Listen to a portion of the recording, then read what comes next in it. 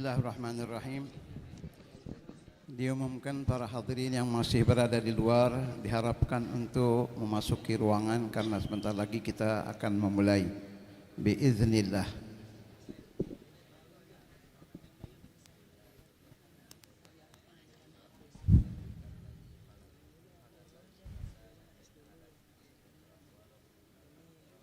Bismillahirrahmanirrahim. Bismillah walhamdulillah wa la ilaha illallah astaghfirullah wa sallallahu ala rasulillah. Al-Fatihah ila habibina syafi'in Rasulullah Muhammad bin Abdullah sallallahu alaihi wasallam alihi wa salatu wa azwaji wa dhurriyyati wa ali baiti ajma'in thumma ila arwahi abai wa ikhwani min al-anbiya wal mursalin wa ali kulli minhum wa sahabati ajma'in jami'i ba'dillah salihin. ثم إلى رسول المهاجر الأحمد بن عيسى وابنه وبيد الله سموبر والسيد الأعظم سيدنا الفقيه المقدم الحبيب محمد بن علي بعلي وسموبرهم والمقدم الثاني عبد الرحمن محمد سقاف ثم إلى أرواح جميع آل أبي علوي أينما كانوا مشارق الأرض إلى مغاربها ثم إلى أرواح مدقة هذه البلاد من آل أبي علي من الأماء والأولياء والصالحين ثم بنية أن الله من بنية القبول والإقبال صلى كل حال الله يغفر الذنوب ويصلح القلوب ويكشف الكروب ويستر العيوب يباركنا ولكم بكل حال وفي الأهل والمال والعيال وفي الوالدين وعليكم جميع المسلمين والمسلمات والمؤمنين والمؤمنات وأن الله يتولانا بولايته ويحفظنا من شر بريته ويغفر لنا تقصيرنا في حقه وفي حق نبيه وفي حق أزواجنا وفي حق والدينا وفي حقوق جميع المسلمين يبارك لنا في أوقاتنا وساعتنا وإن كنا وإياكم من ذي المعصية التي تطاعه من حضيض نقصان الأوج المعالي من كل حالة دنية إلى كل حالة مرضية ويشفي أمراضنا ويصحح أغراضنا ويطيل أعمارنا مع لطفه وعافيته ويسن سابقتنا ويسن خاتمتنا وعلى كل ما نواه حبيبنا علي بن محمد بن حسين الحبشي وإلى حضرة النبي محمد صلى الله عليه وسلم بسر الفاتحة.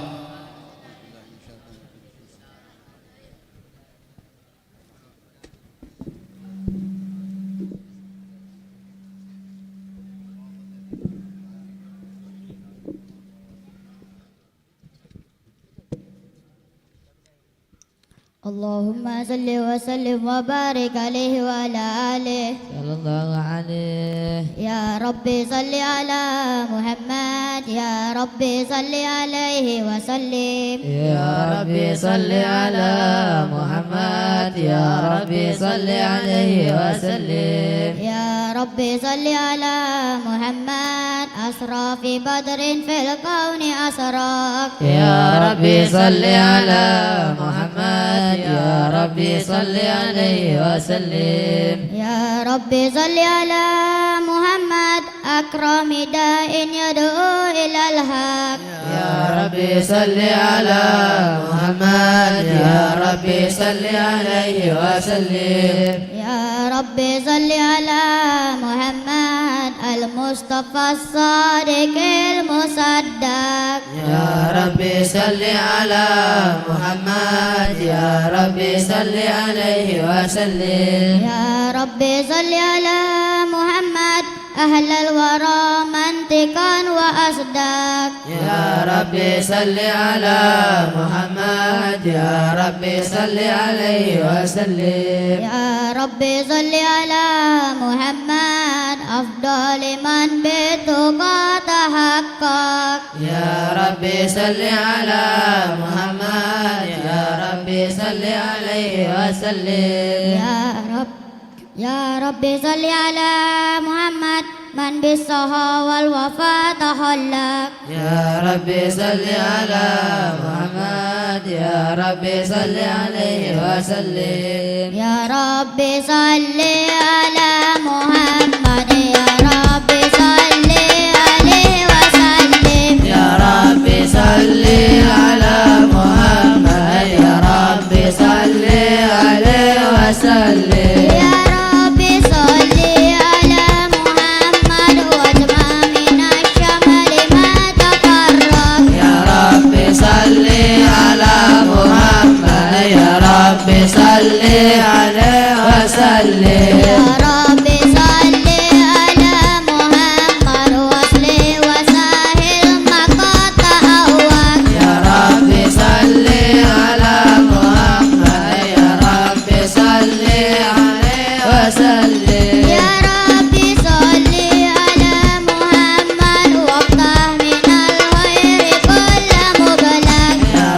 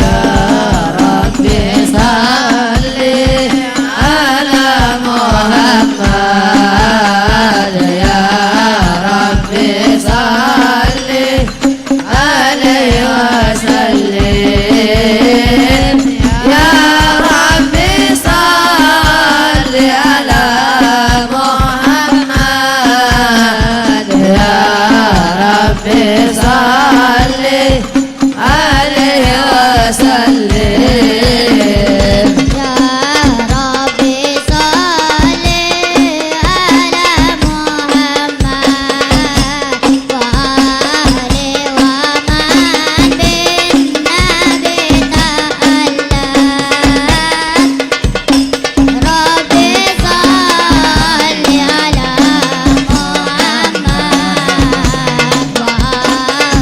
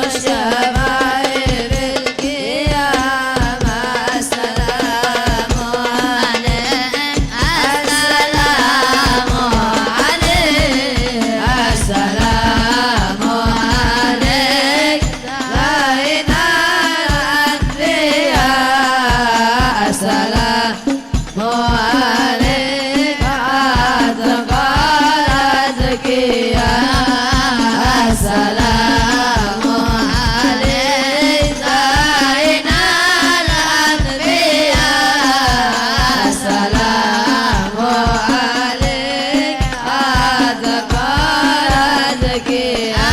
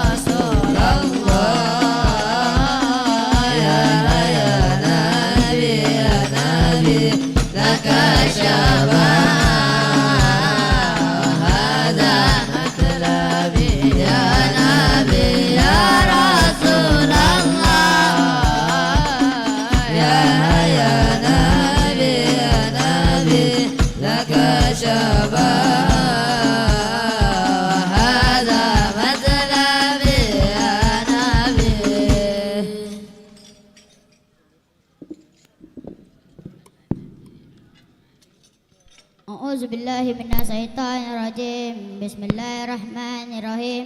Inna fatahna laka fathan mubina liyaghfira laka Allahu ma taqaddama min dzambika wa ma ta'akhkhar wa yutimma ni'matahu 'alaika wa yahdiyaka siratan mustaqima wa yansuraka Allahu nasran azizza. Laqad ja'akum rasulun min anfusikum azizun 'alaihi ma anittum harisun 'alaikum bil mu'minina raufur rahim. Wa in tawallu faqul hasbiyallahu la ilaha illahu alaihi tawakkaltu wa huwa rabbul arsyil azim. Innallaha wa malaikatahu yusalluna 'alan nabi ya ayyuhallazina amanu sallu 'alaihi wa sallimu taslima. Allahumma salli wa sallim asrafa salati wa taslim ala sayyidina wa nabiyina Muhammadin raufir rahim. Allahumma salli wa sallim wa barik alaihi wa ala alihi sallallahu alaihi.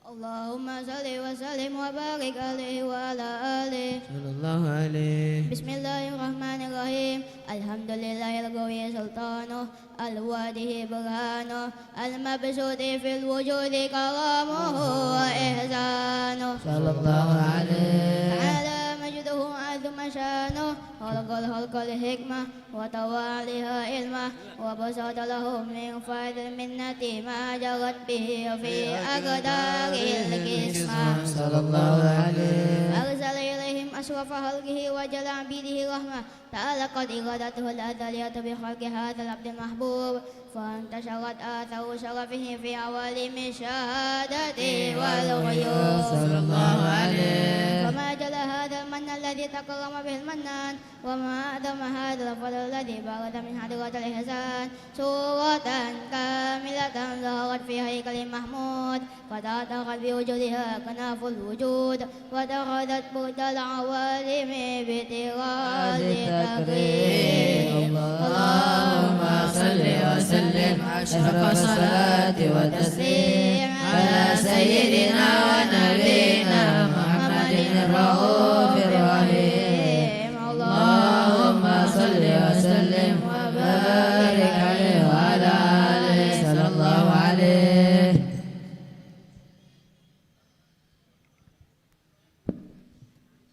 اللهم صل وسلم وبارك عليه وعلى آله صلى الله عليه. تجلى الحق في عالم الكسه الواسع تجليا قضى بانتشار فضله في القريب والشاسع صلى الله عليه.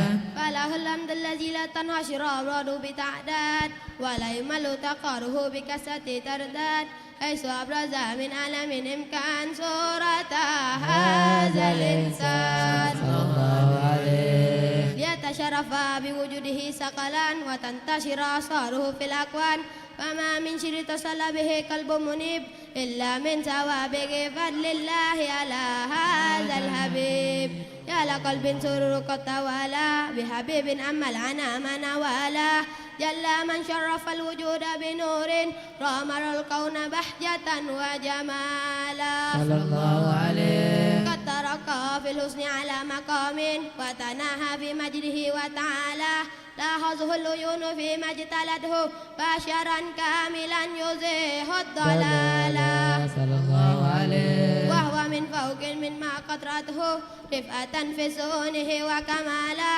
فسبحان الذي أبرز من حضرة امتنان ما يعجز عن وصفه اللسان ويهار في تأكل معانيه الجنان صلى الله عليه. انتشر منه بعالم البطون والظهور ما ملأ الوجود حلقي نور فتبارك الله من إله كريم باشرتنا آياته في الذكر الحكيم ببشارة لقد جاءكم رسول من أنفسكم عزيز عليه ما عنتم حريص عليكم بالمؤمنين رؤوف رحيم فمن فاجأته هذه البشارة فتلقاها بقلب سليم فقد هدي إلى صراط مستقيم اللهم صل وسلم أشرف الصلاة والتسليم على سيدنا ونبينا محمد الرؤوف الرحيم اللهم صل وسلم وبارك عليه وعلى آله صلى الله عليه.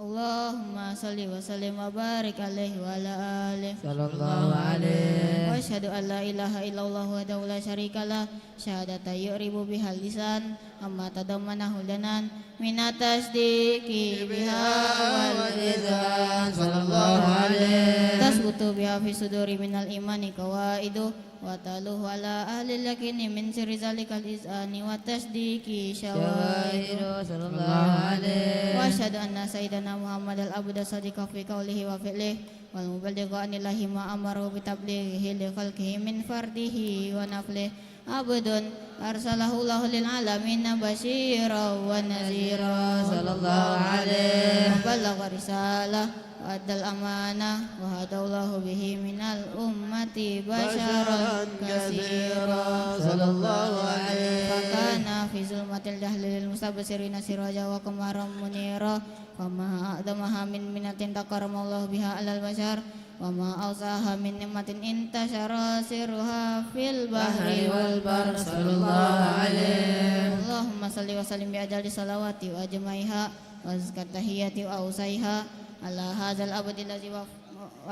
العبد الذي وفى بحق العبودية وبرز فيها في خلعة الكمال وقام بحق الربوبية في مواطن الخدمة لله وأقبل عليه غاية الإقبال صلى الله عليه. صلاة يتصل بها روح المصلي عليه به فينبسط في قلبه نور سر تعلقه به وحبه ويكتب بها بين يد الله في حزبه وعلى آله وصحبه الذين ارتقوا صفوة المجد بقربه وتفيأوا دلال شرف الأصلي بوده وحبه ما أثر الأكوان بنصر ذكراهم نسير. اللهم صل وسلم أشرف الصلاة والتسليم على سيدنا ونبينا محمد الرؤوف الرحيم. اللهم صل وسلم وبارك عليه وعلى آله صلى الله عليه.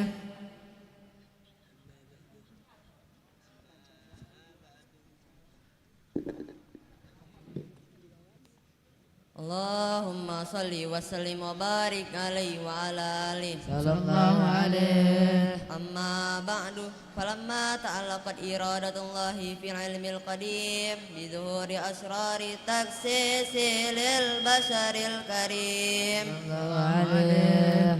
بالتقديم وتكريم نفاذت القدرات الباهرة من نعمة واسعة والمنة الغامرة الله عليه. ففلقت بيضة التصوير في عالم المطلق الكبير عن جمال مشهود بالعين صلى الله عليه.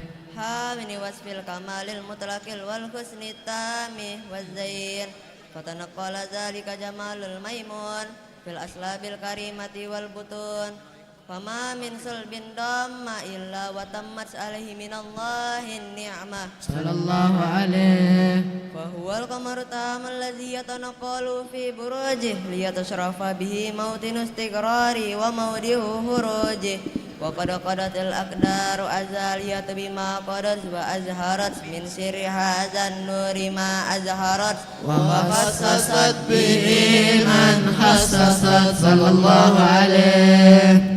فكان مستقر في الأسلاب الفاخرة والرحم الشريفة الطاهرة حتى برز في عالم شهادة بشرا لا كالبشر صلى الله عليه. ونورا حير الأفكار ظهوره وبهر وتعلقت همة تركيب هذا الحروف بأن يركم في هذا الكرطاس ما هو لديه من عجائب ذلك النور المعروف صلى الله عليه. وإن كانت الألسن لا تفي بأسر معسار أوصاف ذلك موصوف تسويقا للسامين من خواص المؤمنين وترويها للمتعلقين بهذا النور المبين صلى الله عليه.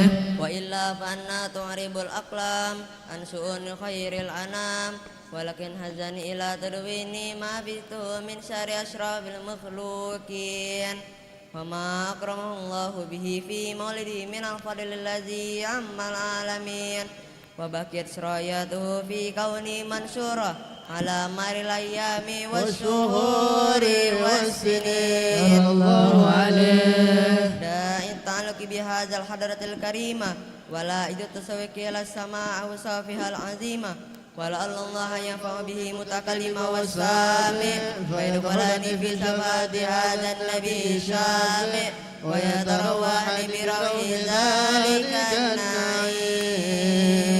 اللهم صل وسلم أشرف الصلاة والتسليم على سيدنا ونبينا محمد الرؤوف الرحيم. اللهم صل وسلم وبارك عليه وعلى آله صلى الله عليه. يا خجرة ضمت جمال محمد حويت كريما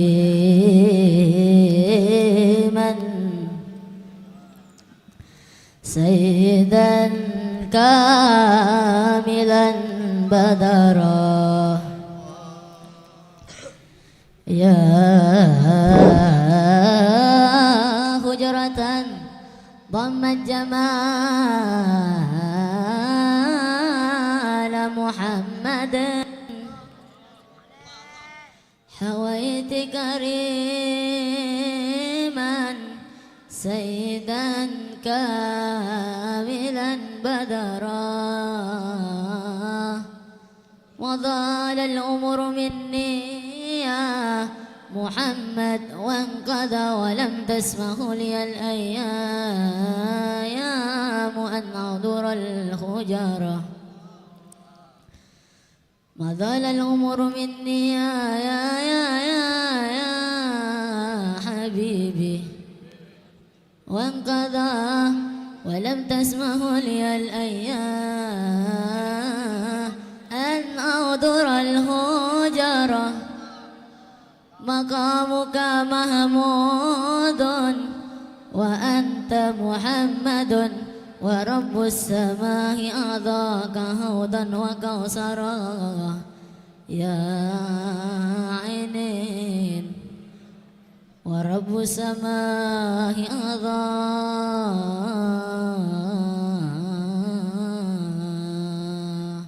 هودا وكوثرا صل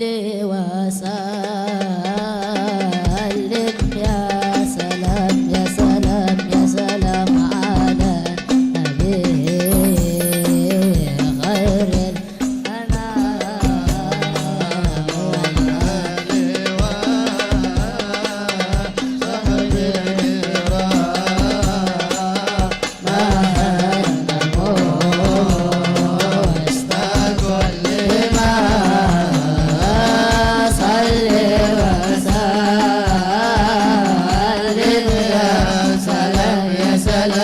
سلام على النبي خير الأنام والآل والصحب الكرام مع النبوة اشتاق الإمام حاد الوجود إلا المشير كل المعبود فاحكم ونادي يا ودود يا ظاهرا في كل شان صل وسلم يا سلام يا سلام يا سلام على النبي خير الأنام والآل والصحب الكرام مع النبوة كل الله الجلال وعطاك الكمال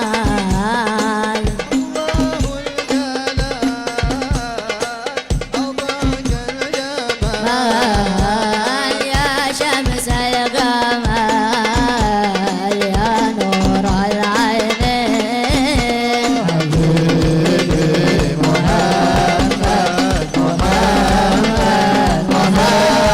خير المرسلين نور المصطفى نور المصطفى نور المصطفى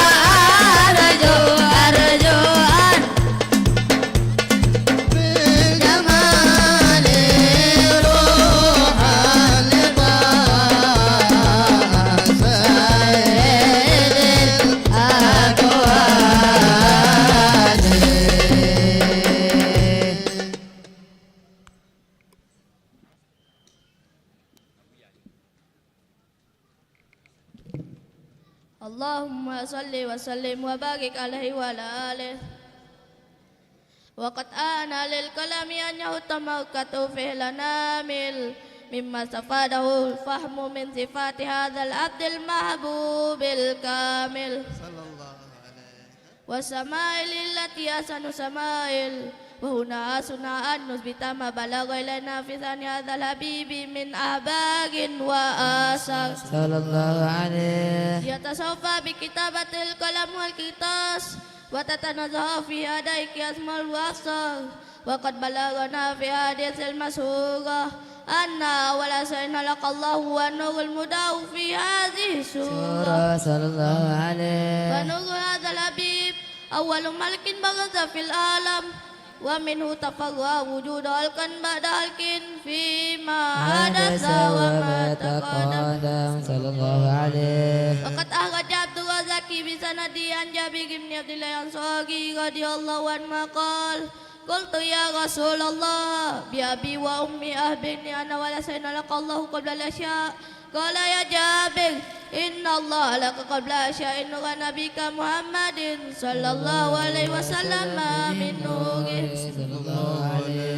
وقد ورد من حديث أبي هريرة رضي الله عنه قال قال رسول الله صلى الله عليه وسلم كنت أول نبينا في خلق وآخرهم في البعث. صلى الله عليه. وقد تعددت رواية بأنه أول خلق وجودا وأشرف مولودا. ولما كانت السعادة أبدية لها ملاحظة نفية اهتصت من شاءت من البقية بكمال الخصوصية. صلى الله عليه. فاستدعت هذا النور المبين ألا بوابت من شرفت من العالمين فتلقى هذا النور من ظلب آدم ونوح وإبراهيم حتى وصلت يد القديم إلا من خصصته بتكريم أبيه الكريم عبد الله بن عبد المطلب ذي القدر العظيم صلى الله عليه. وأمه التي في المعارف آمنة السيدة الكريمة آمنة فتلقى أزل عبد الله فوق إلى بنها فدمت وسوى بمات الله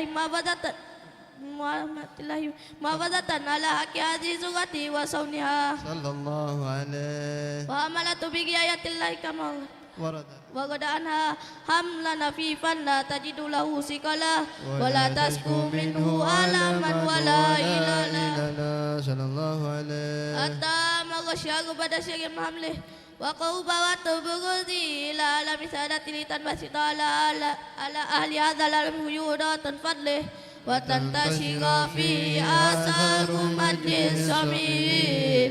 اللهم صل وسلم أشرف صلاتي وتسليم على سيدنا ونبينا محمد الرؤوف الرحيم. اللهم صل وسلم وبارك عليه وعلى آله صلى الله عليه.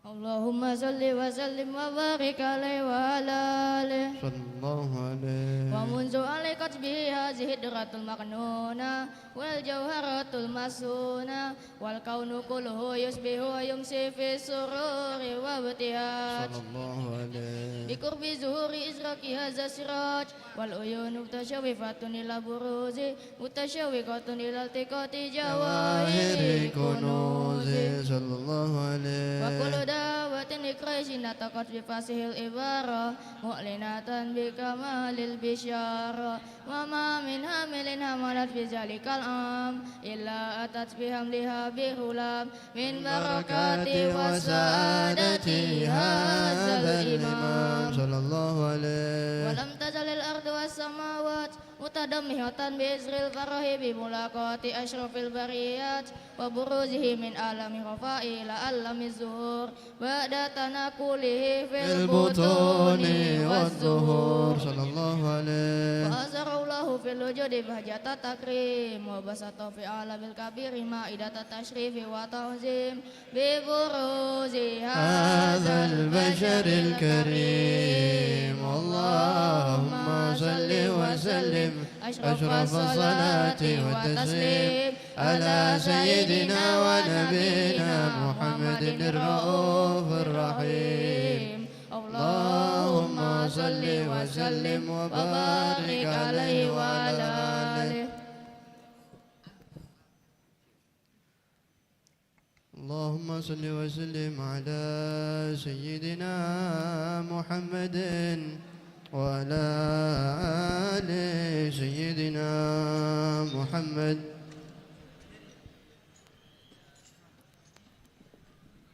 يا مولد المصطفى يلي مقامك عظيم عسى بجاه النبي يحصل شفاء لسقيم يا مولد المصطفى يلي مقامك عظيم عسى بجاه النبي يحصل قولوا بصدق اللجا يا ربنا يا كريم جد بالعوافي وبادر بشفاء للسقيم يا مولد المصطفى يلي مقامك عظيم على بجاه النبي حصول شفاء للسقيم قولوا بصدق اللجا يا ربنا يا كريم جد بالعوافي وبادر بشفاء للسقيم يا مولد المصطفى يلي مقامك عظيم عسى بجاه النبي حصول شفاء للسقيم يا ربنا يا جزيل العفو يا ارحم رحيم جد بالعوافي ولا تكشف على البهدجي يا مولد المصطفى يلي مقامك عظيم عسى بجاه النبي حصول شفاء للسقيم والعبد يلقاك يا مولى بقلب سليم ورمونا المصطفى محزان نحيا كرم غريب يا مولد المصطفى يلي مقامك عظيم عسى بجاه النبي حصول شفاء للسقيم وضم كرامه لنا ذكر النبي الكريم عسانا على ذكره وحبه نقيم يا مولد المصطفى يلي مقامك عظيم عسى بجاه النبي يحصل شفاء للسقيم اللهم صل وسلم وبارك عليه وعلى آله صلى الله عليه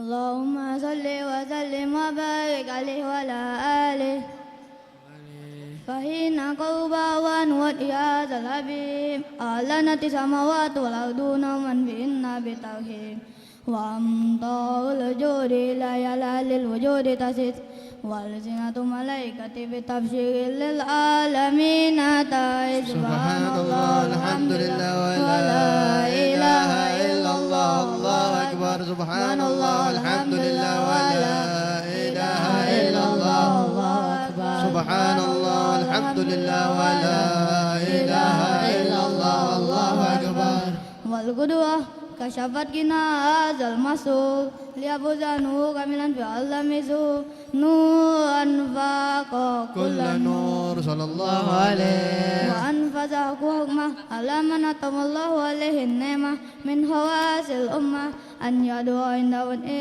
أمة تانيسا لجنابها المسعود ومشوقة لها في هذا سمات السمات ممدود صلى الله عليه فهدت بتوفيق الله شهادة مريم وشهادة واشياء وما هما من الهور العين من قسم الله له من شرف بقسمة الوافية فأتوت الذي وطب الله على وجوده وجود هذا المولود فانفلق صول كلمنا نوري أن أموت وبرز الحامد المحمود مدينا لله بالتعظيم والسجود صلى الله على محمد صلى الله عليه وسلم صلى الله على محمد صلى الله عليه وسلم صلى الله على محمد يا ربي صل وسلم طلع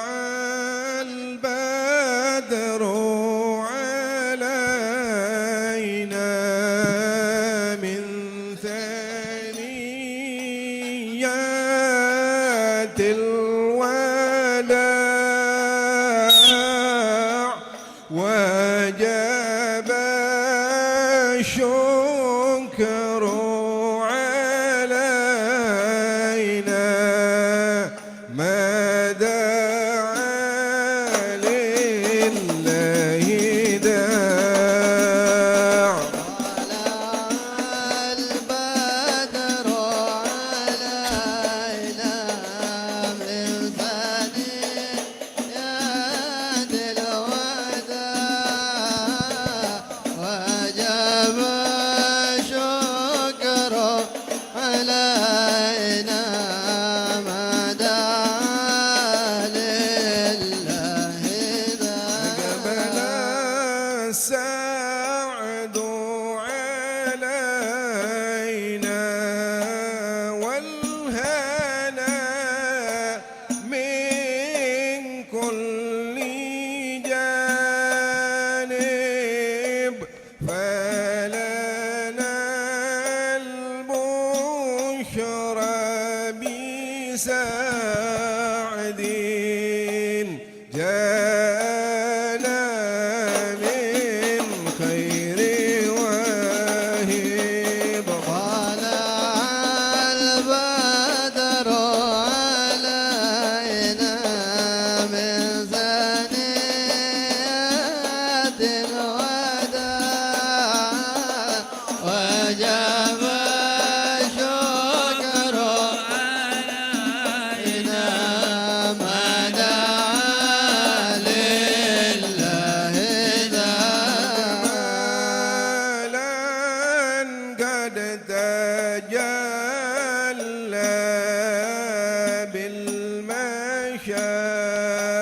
بالمشارق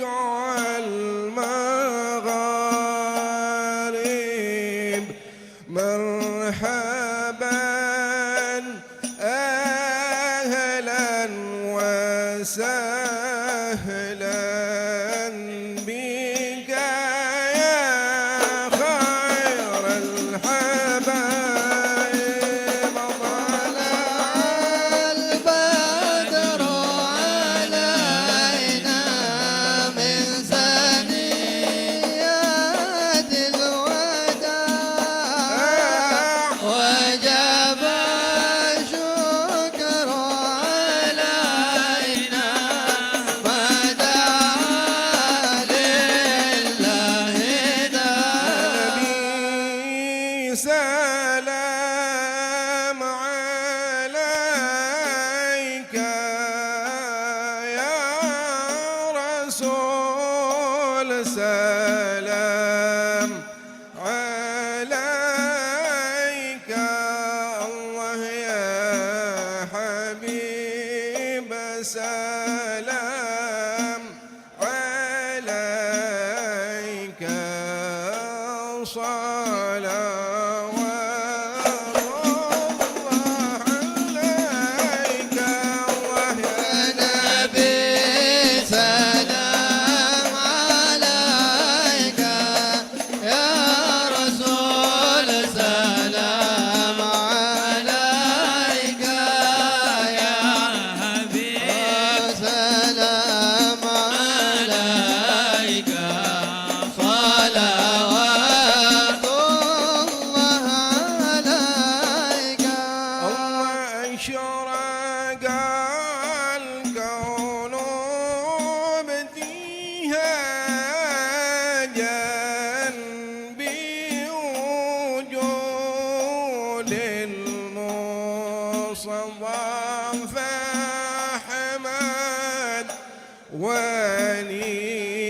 ولأهل الكون أنس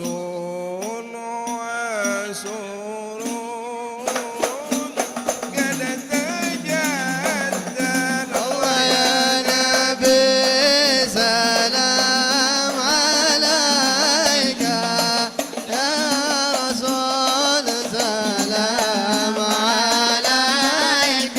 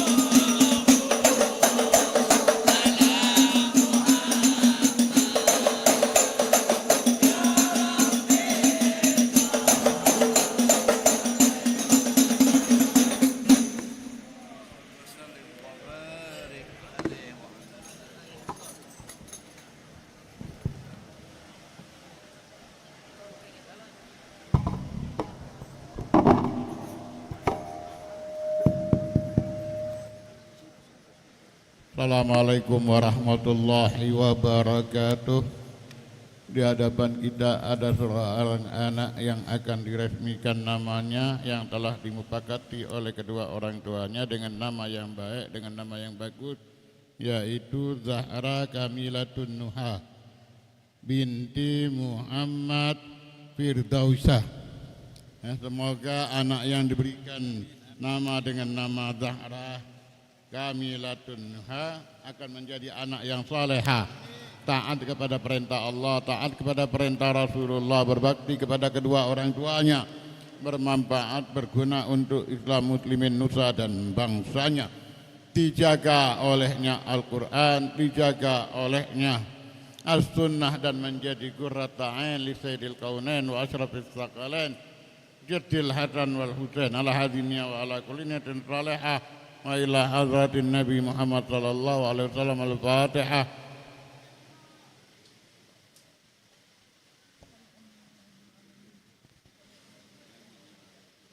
Bismillahirrahmanirrahim. Alhamdulillah rabbil alamin. Allahumma shalli ala sayyidina Muhammad wa ala ali sayyidina Muhammad. Allahumma barik lana bi auladina wa banatina wa la tadharrahum wa waffiqna wa waffiqhum li ta'atika warzuqna birrahum ya rabbana hab lana min azwajina wa dhurriyyatina qurrata a'yun waj'alna lil muttaqina imama. Rabbana atina fid dunya hasanah wa fil akhirati hasanah wa qina adzaban nar wa adkhilnal jannata ma'al abrar ya aziz ya ghaffar bi rahmatika ya arhamar rahimin ya arhamar rahimin. Sallallahu ala sayyidina Muhammad wa ala alihi wasallam. Alhamdulillah rabbil alamin.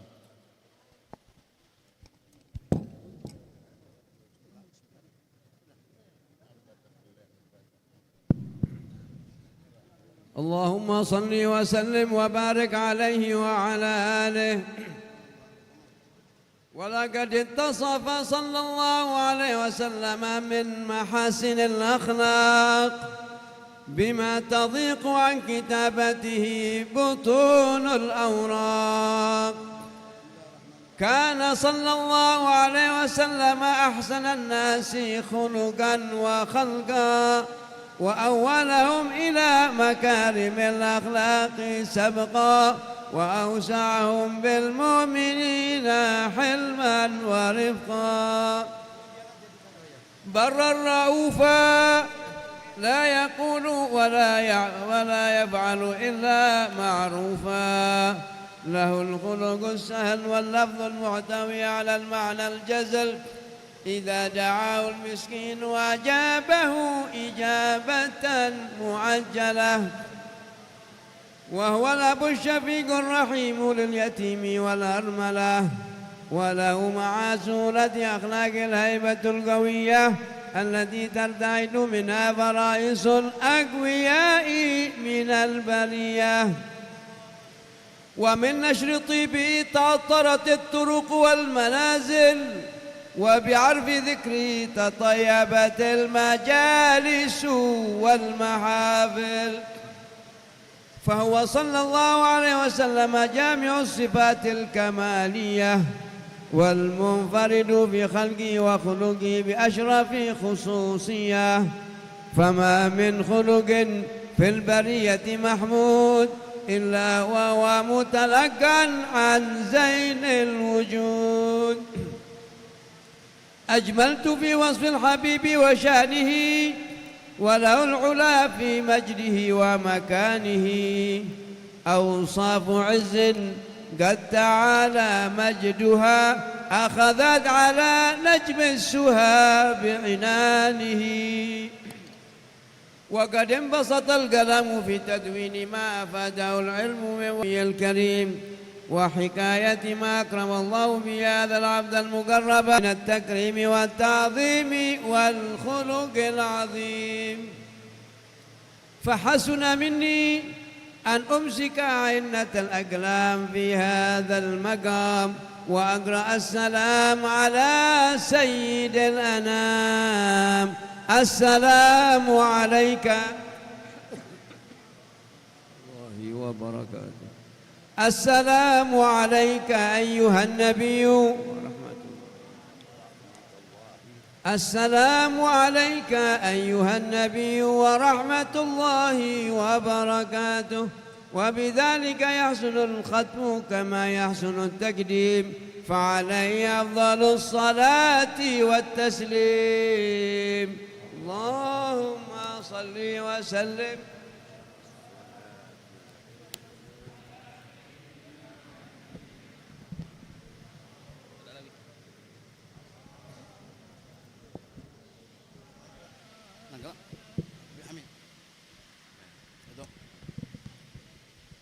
بسم الله الرحمن الرحيم بسم الله والحمد لله ولا إله إلا الله استغفر الله وصلى الله على رسول الله الحمد لله رب العالمين اللهم صل وسلم على سيدنا محمد في الأولين اللهم صل وسلم على سيدنا محمد في الآخرين اللهم صل وسلم على سيدنا محمد في كل وقت وحين اللهم صل وسلم على سيدنا محمد في الملأ الأعلى إلى يوم الدين اللهم صل وسلم على سيدنا محمد وعلى آله وصحبه أجمعين ولما نظم الفكر من دراري الأوصاف المحمدية عقودا توجهت إلى الله متوسلا بسيدي وحبيبي محمد صلى الله عليه وسلم أن يجعل سعي فيه مشكورا وفعلي فيه محمودا وأن يكتب عملي بالأعمال المقبولة وتوجهي بالتوجهات الخالصة والصلات الموصولة اللهم يا من إليه تتوجه الأعمال فتعود ظافرة وعلى باب عزته تحت الرهال فتغشاها منه الفيوضات الغامرة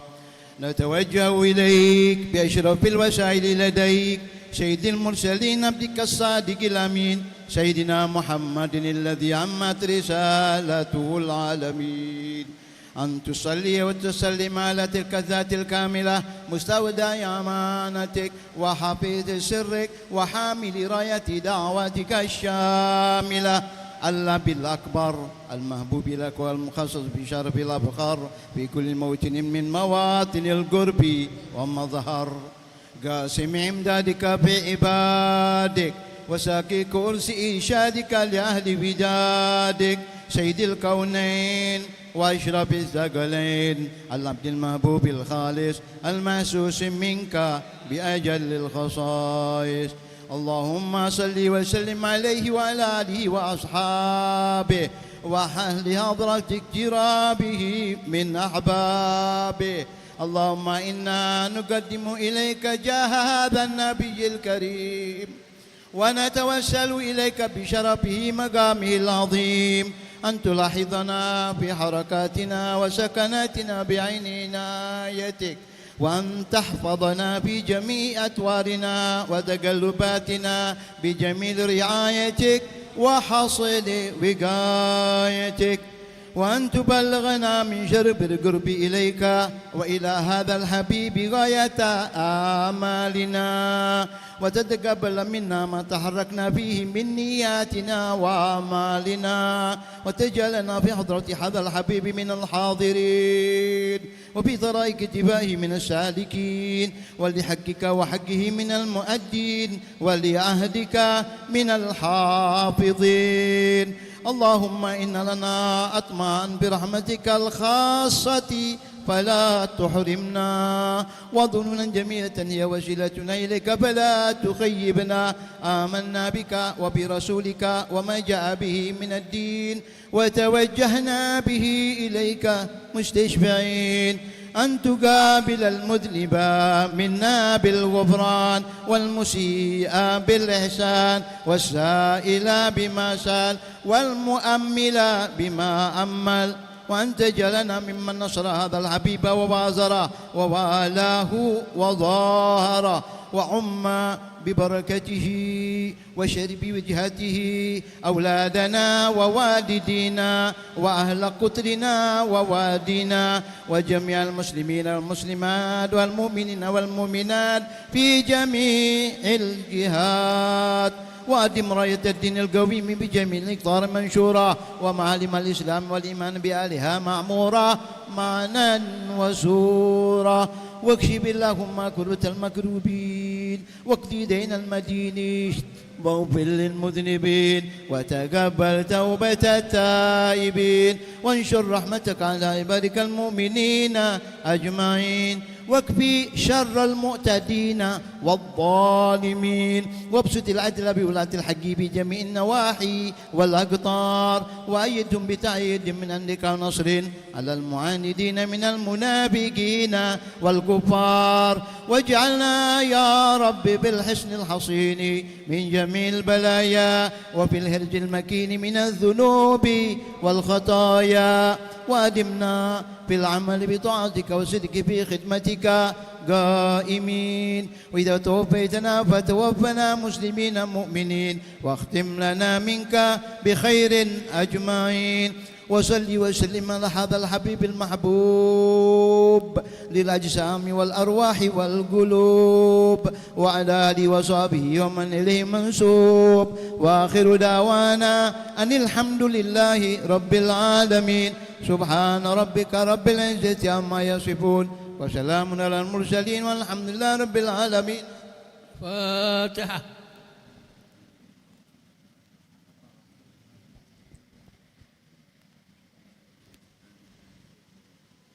Bismillahirrahmanirrahim. Alhamdulillah rabbil alamin. Allahumma shalli ala sayyidina Muhammad wa ala ali sayyidina Muhammad. Allahumma rabbana taqabbal minna innaka antas samiul alim wa tub alaina innaka antat tawwabur rahim. Da'wahum biha subhanaka Allahumma wa tahiyyatuhum biha salam wa akhiru da'wana alhamdulillahi rabbil alamin. Masyaallah, alhamdulillah. Habib Mustafa.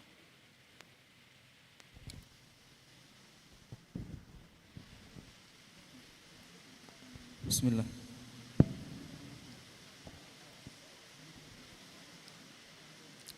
لكم بشرى الإجابة والقبول من المولى بواسطة الرسول داعى داعي العناية فاستجبتم وبدرتم إلى الفضل الجزيل وصلتم واجتمعتم واتصلتم فكان الوصل فائدة الوصول نزلتم في منازلنا فزادت بكم شرفا تضاعف بالنزول ألا يا مرحبا أهلا وسهلا بكم يا نسل طه والبطول سعاد الله يكرمكم جميعا وكل الوافدين بكل سول فقال الله تعالى في القرآن الكريم أعوذ بالله من الشيطان الرجيم لقد كان لكم في رسول الله أسوة حسنة لمن كان يرجو الله واليوم الآخر وذكر الله كثيرا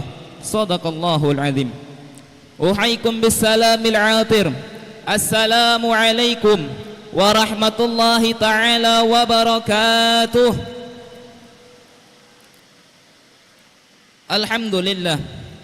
الحمد لله العزيز المدود والصلاة والسيدنا محمد سر حياة الوجود والسبب الأعظم لكل موجود أفضل لكل آب وأفضل لكل مولود صاحب الكرام والجود وصاحب الشفاعة العظمى ولواء الحمد عالي الأسماء ومقام المحمود وعلى آله وصحبه إلى يوم موعود أما بعد حضرة الحبائب الشرفاء والأساتذة الفضلاء والحاضرون الأعزاء والأحبة رحمكم الله المكرم والمحترم وأخص بالذكر صاحب الفضيلة مدير المعهد الرياض تلنگ بتوتو أبويا السيد محسن بن عبد الله الحبشي المكرم والمحترم مدير معهد الرياض 13 Ulu Palembang أبويا السيد حامد بن عمر الحبشي المكرم والمحترم صاحب الفضيلة الحبيب أبويا عمر عبد العزيز bin Abdul Rahman Al-Habsyi bin Syahab dan para jamaah sekalian yang tidak bisa Al-Fakir sebutkan nama antum satu persatu namun tidak mengurangi rasa hormat serta cinta kami kepada antum sekalian.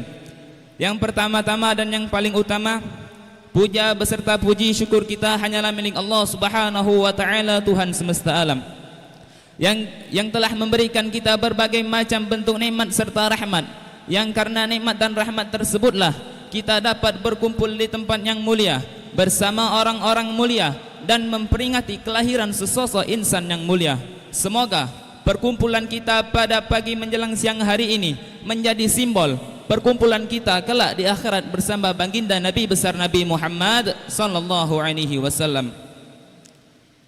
Izinkan Al-Fakir di sini akan menyebutkan rangkaian susunan acara Maulid Nabi Muhammad sallallahu alaihi wasallam serta haul Al-Habib Al-Imam Al-Qutub Abdul Qadir bin Ahmad As-Sagaf yang ke-16 pada tanggal 19 Oktober 2025 atau bertepatan pada tanggal 27 Rabiul Akhir 1447 Hijriah. Adapun acara yang pertama yakni pembukaan yang telah sama-sama kita lewati bersama serta pembacaan Maulid Simtud Darar karangan Imam Ali bin Muhammad bin Husain Al-Habsyi yang telah juga kita lewati bersama. Kini lanjut di acara selanjutnya yakni peresmian serta pentasan dan pemberian sertifikat tahfidzul Quran yang kali ini akan dibimbing oleh Fadilatul Ustaz Abdullah bin Abuya Muhsin Al-Habsyi. Fa'alaihim falyatafaddal mashkura.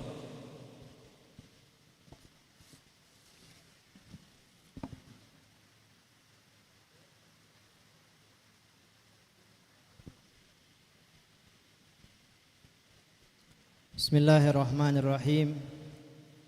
Assalamualaikum warahmatullahi wabarakatuh. Alhamdulillah wassalatu wassalamu ala Rasulillah Sayyidina Muhammadin sallallahu alaihi wa ala alihi wa sahbihi wa man wala. Amma ba'du. Ma'asyiral hadirin, yarhamni wa yarhamukumullah, yang sama-sama kita hormati Jami'ul Asatidzah beserta para habaib dan para syiban serta para hadirin semuanya yang telah hadir pada hari yang insya Allah penuh dengan barokah ini. Mudah-mudahan mereka semua dipanjangkan umurnya dalam taat kepada Allah Subhanahu wa taala dan mendapatkan husnul khatimah di setiap perkara mereka. Amin ya rabbal alamin. Ma'asyiral hadirin, yarhamni wa yarhamukumullah. Izinkan Al-Fakir di sini ingin memandu atau membimbing acara peresmian tahfidzul Quran beserta tes hafalan dan juga pemberian piagam penghargaan kepada santri yang telah menyelesaikan hafalannya dari surah Ad-Duha sampai An-Nas. Sebelum ini Al-Fakir ingin menyampaikan kepada antum-antum sekalian bahwasanya tahfidz Al-Quran di Pondok Pesantren Ardiyat Talang Betutu ini telah dimulai sekitar 4 tahun yang lalu. Akan tetapi kami belum sempat untuk peresmian tahfidz Al-Quran tersebut. Dan alhamdulillah, sekarang insya Allah kami akan meresmikan tahfidzul Quran tersebut.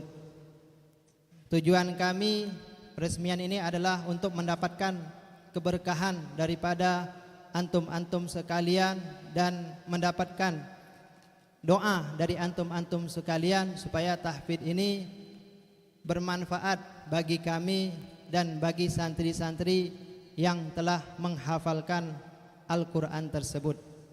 Langsung saja, yang pertama adalah peresmian tahfidzul Quran yang insya Allah akan diberi nama Riyadul Muqarrabin. Insya Allah akan diberi nama Riyadul Muqarrabin, yang insya Allah akan dibacakan Al-Fatihah buat peresmian ini yang dipimpin oleh Sayyidul Walid Al-Habib Muhsin bin Abdullah Al-Habsyi. Wa'alaikum Al-Fatihah ala hadiniyah wa kunni salihah wa ila hadratin Nabi Muhammadin sallallahu alaihi wasallam bisirril Fatihah. Bismillahirrahmanirrahim. Alhamdulillahirabbil alamin. Arrahmanirrahim. Maliki yaumiddin. Iyyaka na'budu wa iyyaka nasta'in. Ihdinas siratal mustaqim. Siratal ladzina an'amta 'alaihim ghairil Amin. Kemudian yang kedua adalah tes hafalan yang insya Allah akan diujikan oleh kami pintakan kepada Al-Habib Umar bin Muhammad Al-Munawwar. Kami mintakan kepada antum ya Ustadz untuk mengetes siswa kami.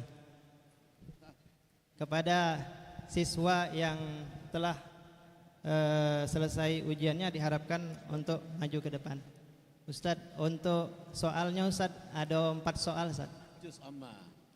Dari Ad-Duha sampai Anas Ustadz. Dari Ad-Duha. Iya, 4 soal.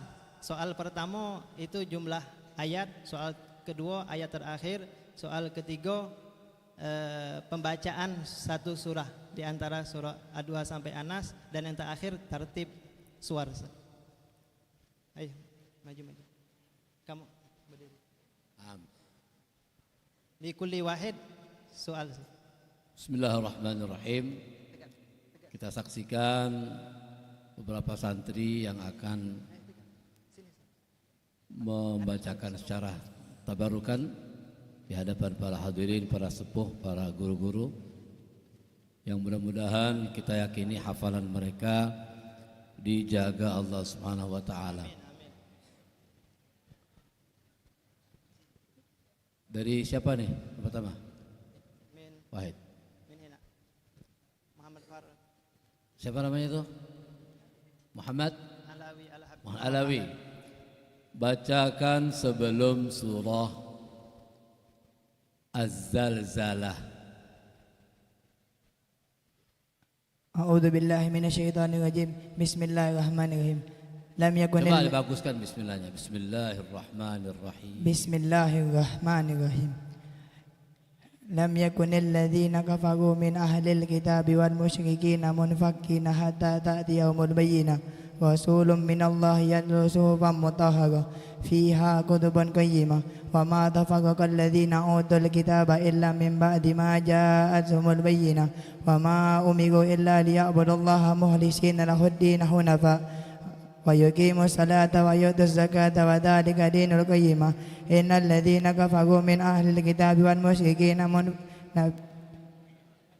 munfakkina hatta innal ladzina kafaru Innal ladzina amanu wa amilus salihati Innal ladzina kafaru min ahlil kitabi wal musyrikina fi nari jahannam khalidina fiha ulaika hum syarrul bariyah. Innal ladzina amanu wa amilus salihati ulaika hum khairul bariyah. Jazaohum inda rabbihim jannatu adnin tajri min tahtiha al-anhar khalidina fiha abada radhiyallahu anhum wa radu'an dzalika liman khasyiya rabbah. Ya, sampingnya bacakan setelah surat At-Tin. A'udzu billahi minasyaitonir rajim. Bismillahirrahmanirrahim. Iqra bismi rabbikal ladzi khalaq. Ulang. Setelah surah At-Tin. Ya, baca, Iqra. Bismillahirrahmanirrahim. Iqra bismi rabbikal ladzi khalaq. Khalaqal insana min 'alaq. Iqra wa rabbukal akram alladzi 'allama bil qalam.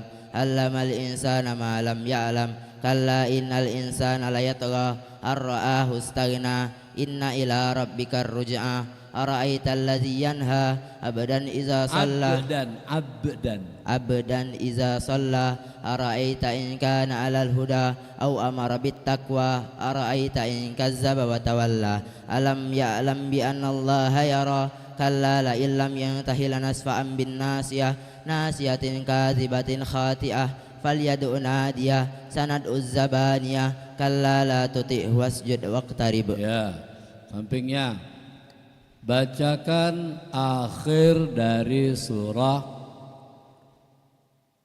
Al-Adiyat. Inna a'udzu billahi minasyaitonir rajim. Bismillahirrahmanirrahim. Inna rabbahum bihim yawma idzil lahabir. Lanjutannya surah apa? Bismillahirrahmanirrahim. Al-Qari'ah mal qari'ah wa ma adraka mal qari'ah yawma yakunun nasu kal farashil mabthuth وتكون الجبال كالإهن المنفوش فأما من ثقلت موازينه فهو في عيشة راضية وأما من خفت موازينه فأمه هاوية وما أدراك ما هي نار هامية. Ya, bagus. Sebenarnya bacakan sesudah surat Ad-Duha. أعوذ بالله من الشيطان الرجيم بسم الله الرحمن الرحيم ألم نشرح لك صدرك ووضعنا عنك وزرك الذي أنقض ظهرك ورفعنا لك ذكرك فإن مع العسر يسرا إن مع العسر يسرا فإذا فرغت فانصب وإلى ربك فارغب. صدق الله العظيم. اللهم ارحمنا بالقرآن واجعله لنا إماما ونورا وهدى ورحمة. اللهم منه ما نسينا وعلمنا منه ما جهلنا وارزقنا حفظه وتلاوته آناء الليل وأطراف النهار واجعله لنا حجة يا رب العالمين. ربنا آتنا في الدنيا حسنة وفي الآخرة حسنة وقنا عذاب النار. صلى الله عليه وسلم. الحمد لله رب العالمين. قبول إن شاء الله. Jazakumullah khair pada Ustaz Umar Al-Munawwar. Kemudian yang selanjutnya adalah pemberian piagam penghargaan kepada santri yang telah lulus ujian. InsyaAllah kami mintakan kepada Al-Habib Umar Abdul Aziz bin Abdurrahman bin Syahab. Fa'alaikum falyatafaddal mashkura.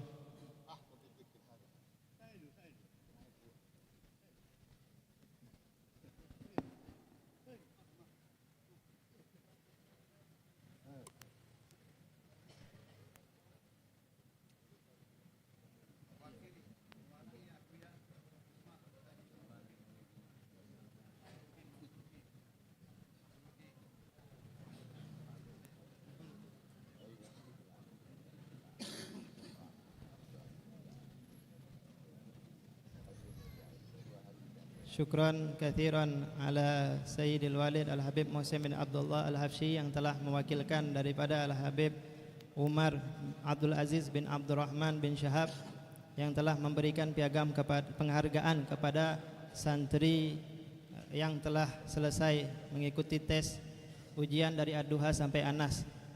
Mudah-mudahan tahfidz Al-Quran ini tetap langgeng sampai hari kiamat serta diberkahi oleh Allah Subhanahu wa taala. Mungkin ini saja dari Al-Fagir. Jika ada yang salah Al-Fagir mohon maaf, kepada Allah Al-Fagir mohon ampun. Wabillahi taufiq wal hidayah wa ridha wal inayah. Wassalamualaikum warahmatullahi wabarakatuh. Bismillah.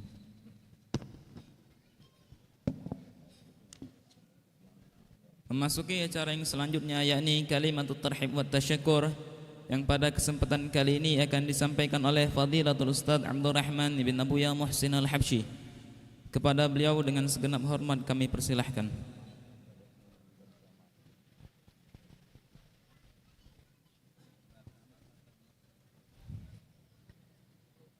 Assalamualaikum warahmatullahi wabarakatuh. Bismillah.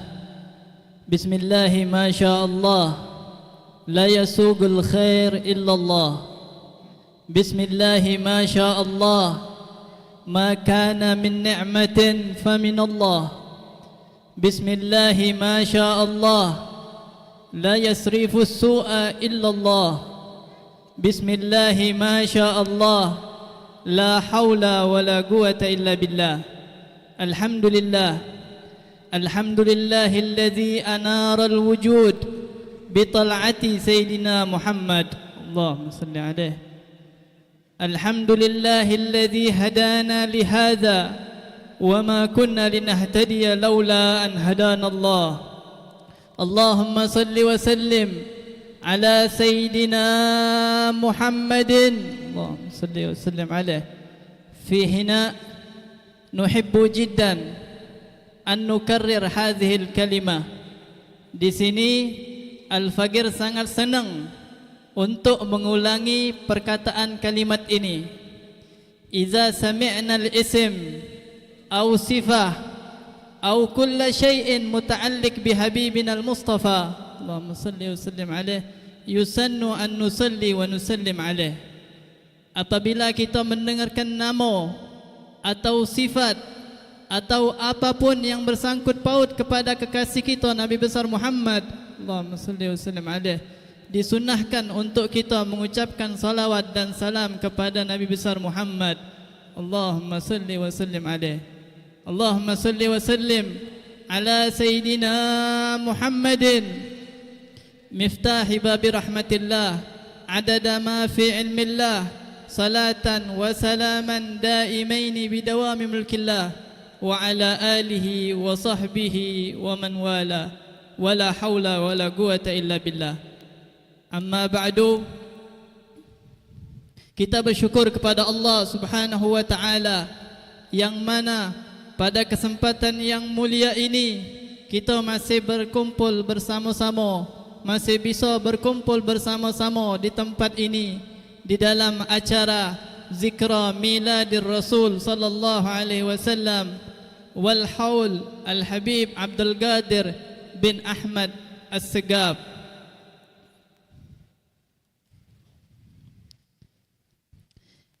Kita berkumpul ini di tempat yang mulia, di pondok pesantren Ar-Riyad Talang Betutu, tahta riayah wa inayah Sayyidil Walid, di bawah pengurusan atau kepemimpinan Sayyidil Walid Abuya Muhsin bin Abdullah Al-Habshi.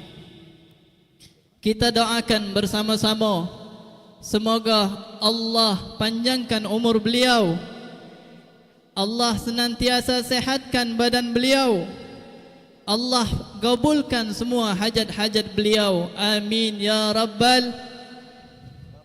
Ma'asyiral hadirin, yarhamni wa yarhamukumullah. Salam penghormatan Al-Faqir haturkan kepada tetamu kita, para syiban, para habaib, para asatidz, para tokoh masyarakat, di antaranya orang tua kita Al-Habib Syauqi Al-Kaf, Al-Habib Muhammad, dan bersama kita para habaib, di antaranya Abuya Al-Habib Hamid bin Umar Al-Habshi wa Abuya Al-Habib Umar Abdul Aziz bin Abdurrahman bin Syahab wal asatiz Ustad Kota Palembang Darussalam. Di antaranya bersama kita Al-Habib Al-Ustad Abdurrahman Al-Habshi wal Ustad Mustafa Buftain wal Ustad Faris Al-Attas, dan begitu banyak yang hadir bersama kita. Kita doakan mudah-mudahan Allah panjangkan seluruh yang hadir di sini, Allah sehatkan badannya, Allah jaga zahir batinnya. Amin ya rabbal. Nagifu amamakum liilgai kilma tarhiban lakum, naqulu lakum ahlan wa sahlan fal qulubu turahibu, antum lana ni'mar raja wal matlabu. Selamat datang para tetamunya Rasulullah sallallahu alaihi wasallam, Al-Faqir Abdurrahman ibn Sayyidil Walid Abuya Muhsin bin Abdullah Al-Habshi, mewakili Sayyidil Walid dan keluarga besar Pondok Pesantren Ar-Riyad Talang Betutu, wa akhina Ahmad wa akhina Abdullah wal Habib Ustaz Hasan Al-Mudahhij, mengucapkan selamat datang dan terima kasih banyak kepada antum seluruhnya yang sudah hadir pada siang hari ini, dan terima kasih banyak kepada seluruhnya yang ikut andil dalam terselenggaranya acara ini. Mudah-mudahan seluruhnya mendapatkan ganjaran sebesar-besarnya dari Allah, dan mudah-mudahan cak mano seperti sekarang kita kumpul di tempat ini, kelak kita bisa berkumpul bersama Rasulullah sallallahu alaihi wasallam. Amin ya rabbal alamin. Akhiran naqulu lakum ahlan wa sahlan wa marhaban biqudumikum fi ma'hadir Riyadh Talang Betutu. Mungkin ini saja yang bisa Al-Faqir sampaikan. Samihuna ala tagsir wa tatwil wal afu minkum. Wassalamualaikum warahmatullahi wabarakatuh.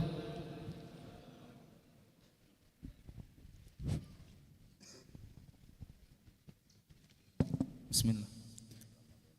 Memasuki acara yang selanjutnya, ini pembacaan manaqib Sahibul Haul Al-Imam Al-Kutub Abdul Qadir bin Ahmad As-Segaf, yang pada kesempatan kali ini akan dibacakan oleh Fadilatul Ustaz Ahmad ibn Abuya Muhsin Al-Habsyi. Fa'alaihi falyatafaddal mashkura.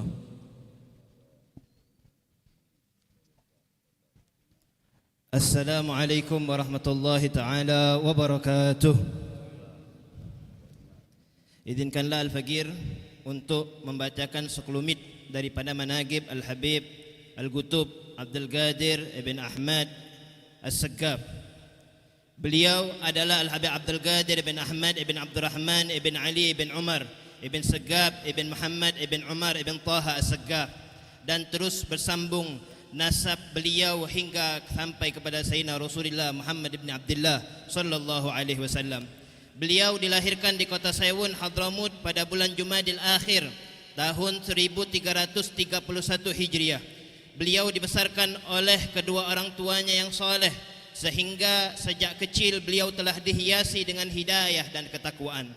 Ayah beliau Al-Habib Ahmad bin Abdurrahman As-Segaf adalah seorang imam yang dihiasi dengan keindahan budi pekerti yang luhur, ilmu yang luas serta amal yang soleh.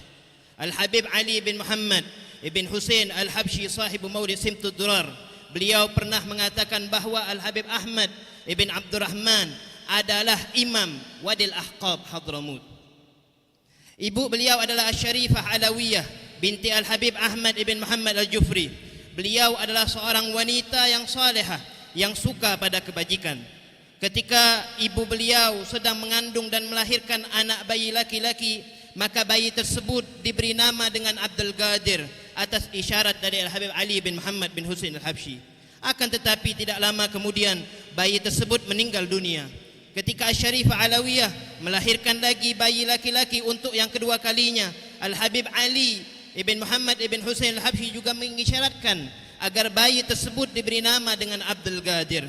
Al-Habib Ali mengatakan bahawa bayi ini kelak akan menjadi seorang yang mulia, yang mengabdikan hidupnya untuk taat kepada Allah dan menjadi seorang yang dihiasi dengan ilmu, amal dan juga ihsan.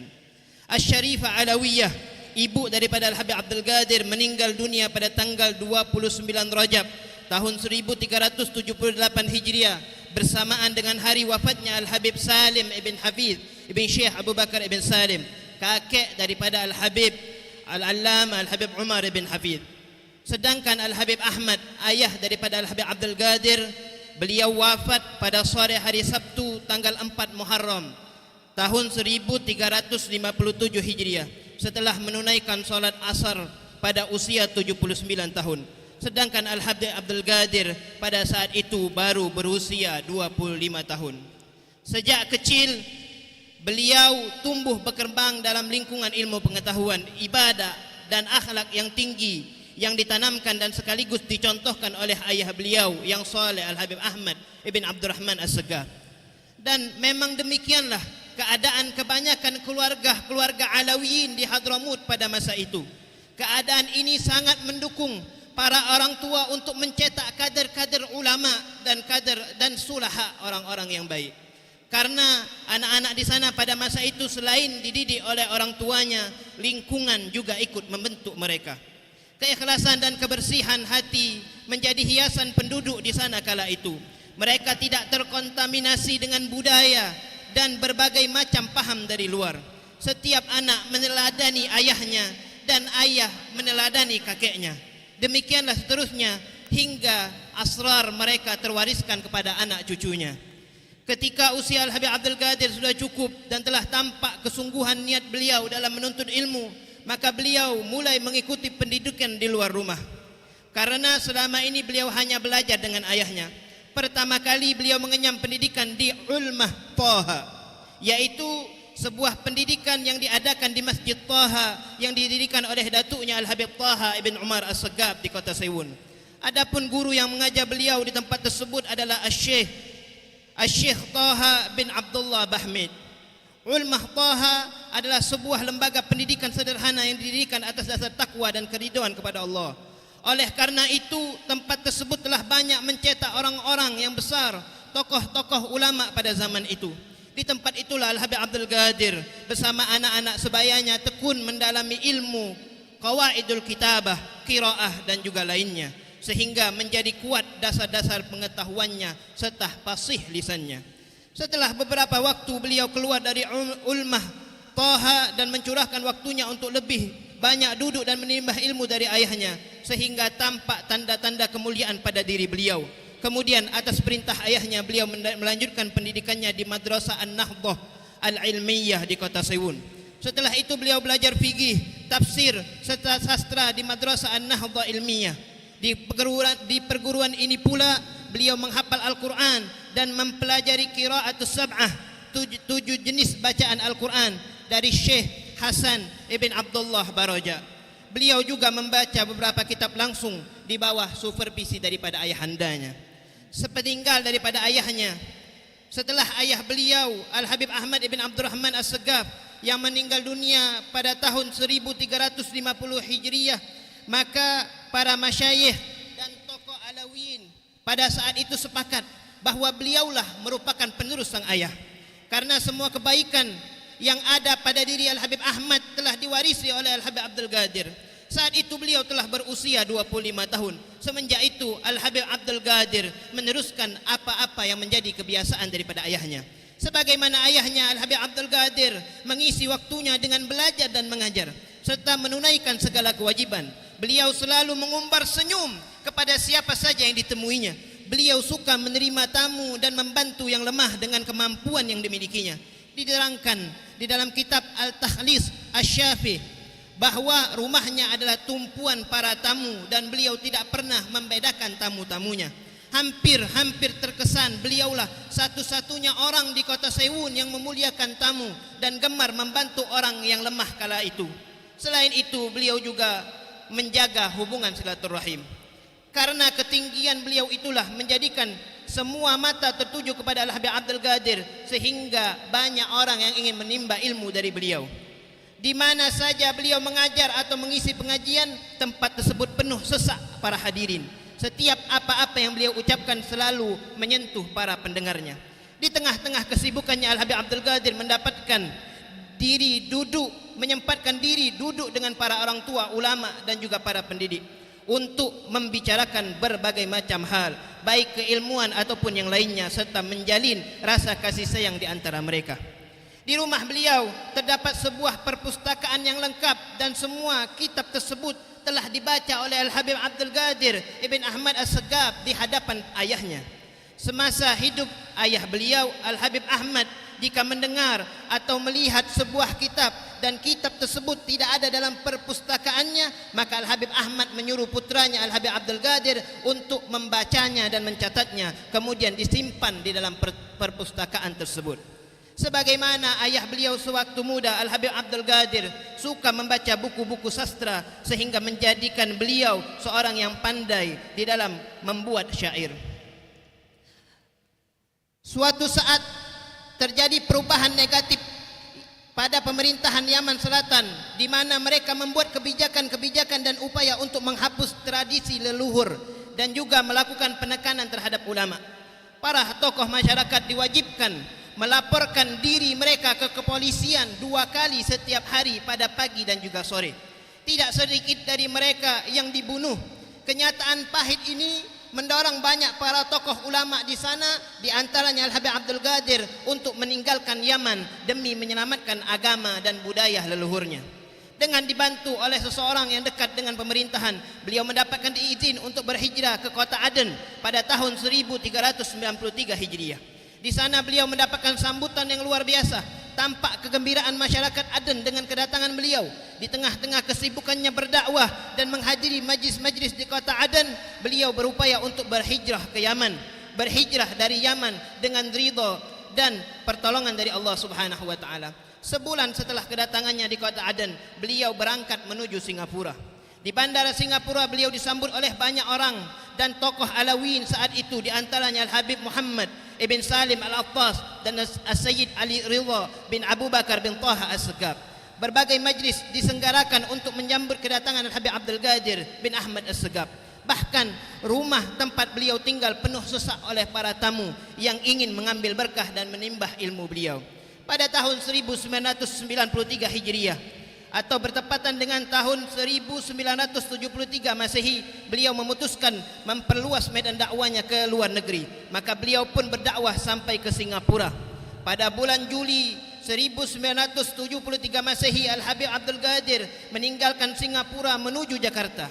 Di Indonesia beliau juga mendapatkan sambutan yang hangat dari para ulama masyarakat di kota Jakarta. Tokoh Alawiyyin yang mendampingi kunjungan beliau di Jakarta antara lain As-Sayyid Salim Ibn Muhammad Al-Idrus, Al-Habib Muhammad Ibn Umar Mulakhirah, Al-Habib Muhammad Ibn Ali Al-Habshi Kuitang, Al-Syekh Muhammad bin Abdurrahman Jawaz, As-Sayyid Abdurrahman Ibn Ahmad As-Segaf, Al-Ustadz Hadi bin Said Jawaz dan yang lainnya.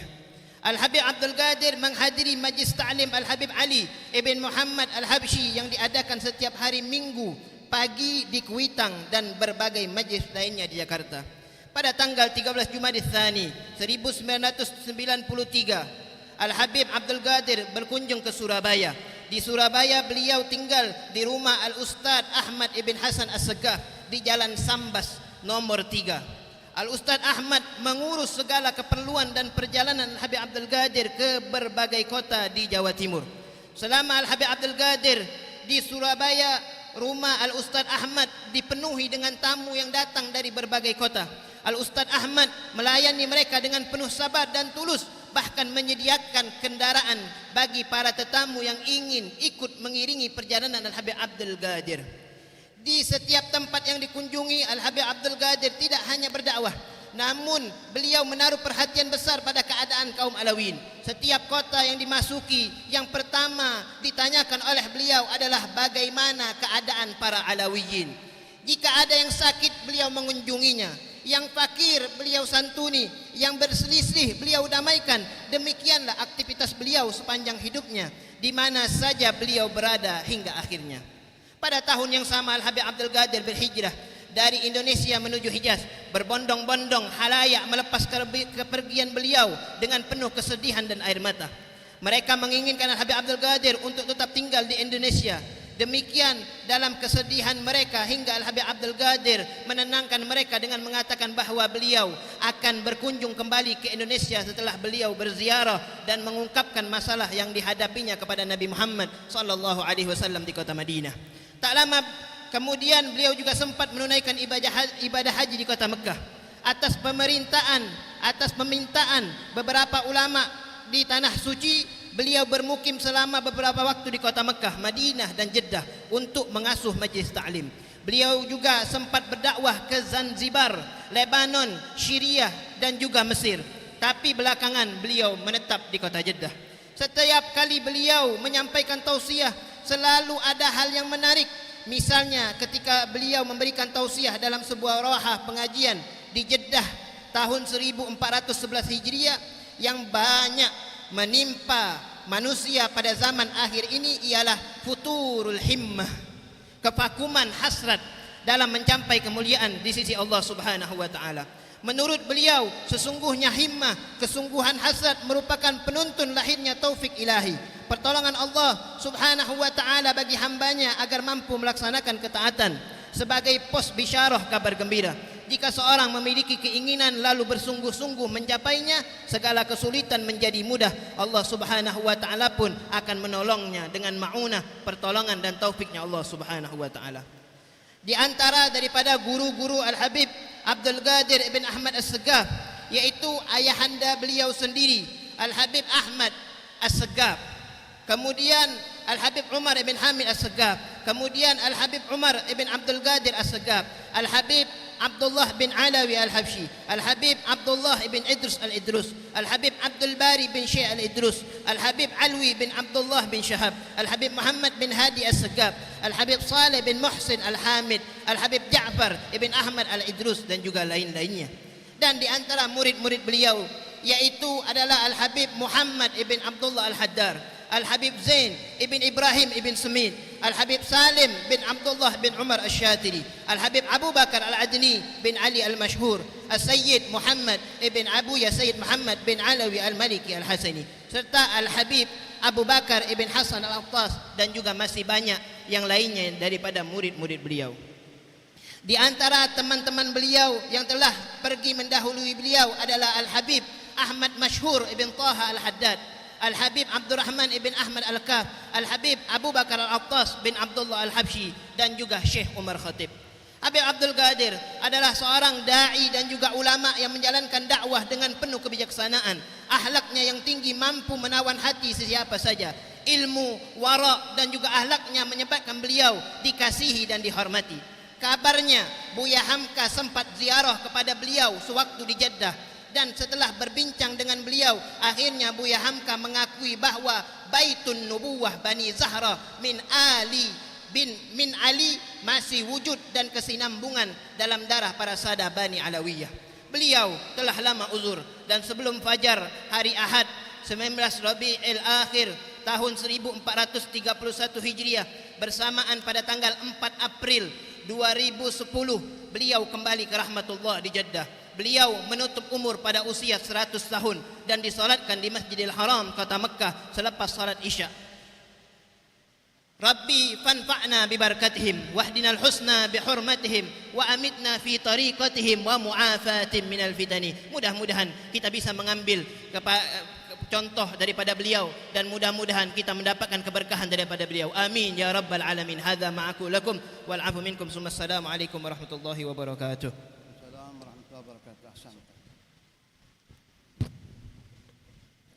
بسم الله الرحمن الرحيم بسم الله والحمد لله ولا اله الا الله واستغفر الله وصلى الله على رسول الله الفاتحه والتحليل والتسبيح والصلاه على الرسول صلى الله عليه وسلم ولي ثوابه ونقدم محمد بن عبد حبيبنا وشيخنا رسول محمد بن عبد الله صلى الله عليه وسلم وآله وذريته وأزواجه وذريته وآل بيته أجمعين ثم إلى أرواح آبائي وإخواني من الأنبياء والمرسلين وآل كل منهم الصحابة أجمعين جميع بل الصالحين ثم إلى رسول المهاجر محمد بن عيسى وبن عبيد الله سمه وإلى الأستاذ العظم سنفق المقدم الحبيب محمد بن علي بعلي بسمه وفهم والمقدم الثاني عبد الرحمن الشقاب ثم إلى أرواح جميع آل أبي علوي أينما كانوا من مشارق الأرض إلى مغربها ثم إلى أرواح متقدمين هذه الحارة الجزيرة وذي البلاد من الأبي علوي من العلماء والأولياء والصالحين منهم الحبيب محمد بن حسين الحبشي وعبد الحبيب حامد ثم إلى الحبيب عبد الرحمن محمد الشقاب ثم إلى الحبيب عقيل بن عبد الحبشي ثم الحبيب الحبشي دروس بن حسن الحبشي ثم إلى عبد الرحمن بن عثمان بن يحيى ثم إلى روح جدنا البركة الحبيب عبد الرحمن بن عبد الله الحبشي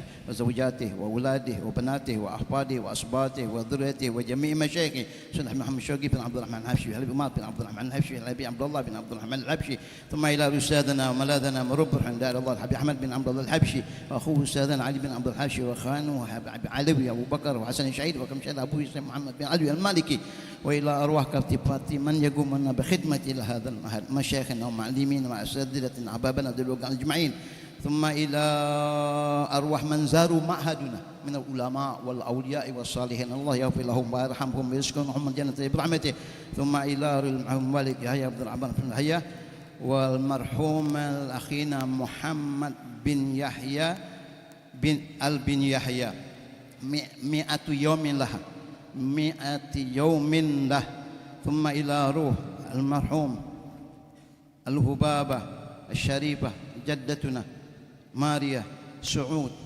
سعود ماريا بنت إدروس بن شهاب أن الله يغفر لهم ويرحمهم ويسكنهم الجنة برحمته خصوصا إلى روح صاحب القول الحبيب القطب العرب الله العارف العلامة عبد القادر بن أحمد السقاب أن الله يغفر له ويرحمه ويسكنهم الجنة برحمته أن الله يغفر لهم ويرحمهم ويسكنهم الجنة برحمته وإلى حضرة النبي محمد صلى الله عليه وسلم بسر الفاتحة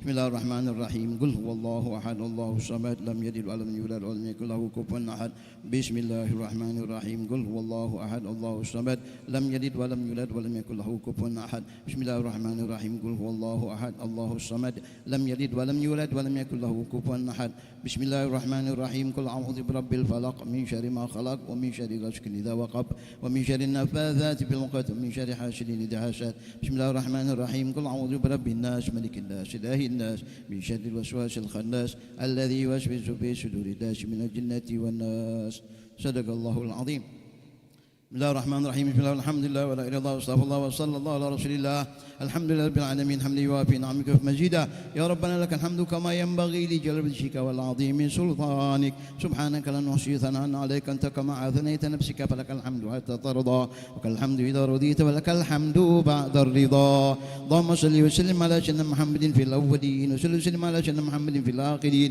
وصل وسلم على سيدنا محمد في كل وقت وحين وصل وسلم على سيدنا محمد في الملأ الأعلى إلى يوم الدين وصلي وسلم على سيدنا محمد حتى ترثر عظاما عليها وأنت خير الوارثين وصلي وسلم على سيدنا محمد وعلى آله وصحبه أجمعين اللهم اجعل واصل وتقبل ثم قرأناهم من القرآن العظيم وما حللنا من لا إله إلا الله وما سبحنا سبحان الله وبحمده وما استغفرنا وما صليناه على النبي سيدنا محمد صلى الله عليه وآله وسلم في هذا المجلس المبارك واصلة ورحمة نازلة وبركة شاملة وصدقة متقبلة نقدمها ونهديها ثوابها إلى حضرة حبيبنا وشفيعنا رسول الله محمد بن عبد الله صلى الله عليه وآله وسلم وآله وذريته وأزواجه وذريته وآل بيته أجمعين ثم إلى أرواح آبائي وإخواني من الأنبياء والمرسلين وآل كل منهم والصحابة أجمعين جميع عباد الله الصالحين ثم إلى رسل المهاجر محمد بن عيسى وابن عبيد الله واسمه إبراهيم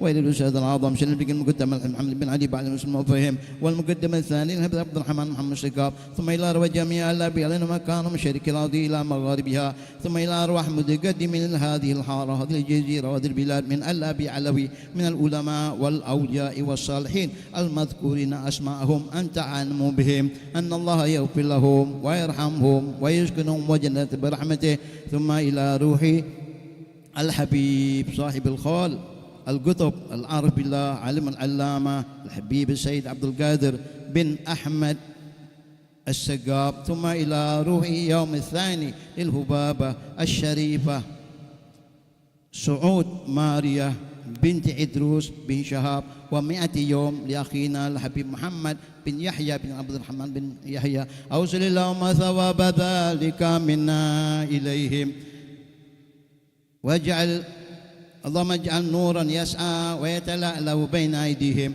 اللهم اجعله فكاكا لهم من النار وعتقا لهم من النار وسترا لهم من النار وإجابا لهم من النار وبراءة لهم من العذاب اللهم اغفر لهم وارحمهم وعافنا واعف عنهم واجمعنا وإياهم في دار كرامتك مستقر رحمتك ومحل أوليائك مع الذين أنعمت عليهم من النبيين والصديقين والشهداء والصالحين وحسن أولئك رفيقا ذلك الفضل من الله وكفى بالله عليما ربنا اغفر لنا ولإخواننا الذين سبقونا بالإيمان ولا تجعل في قلوبنا غلا للذين آمنوا ربنا إنك رؤوف رحيم ربنا آتنا في الدنيا حسنة وفي الآخرة حسنة وقنا عذاب النار وصلى الله على سيدنا محمد وعلى آله وصحبه وسلم الحمد لله رب العالمين بسر الفاتحة.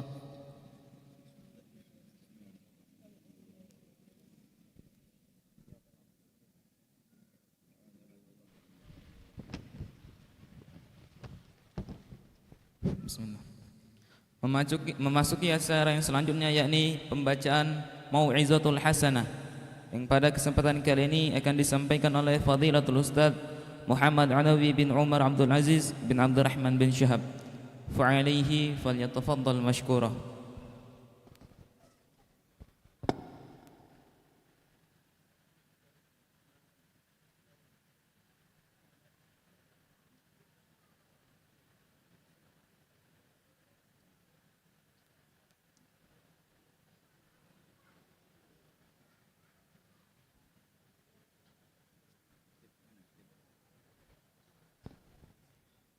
Assalamualaikum warahmatullahi wabarakatuh.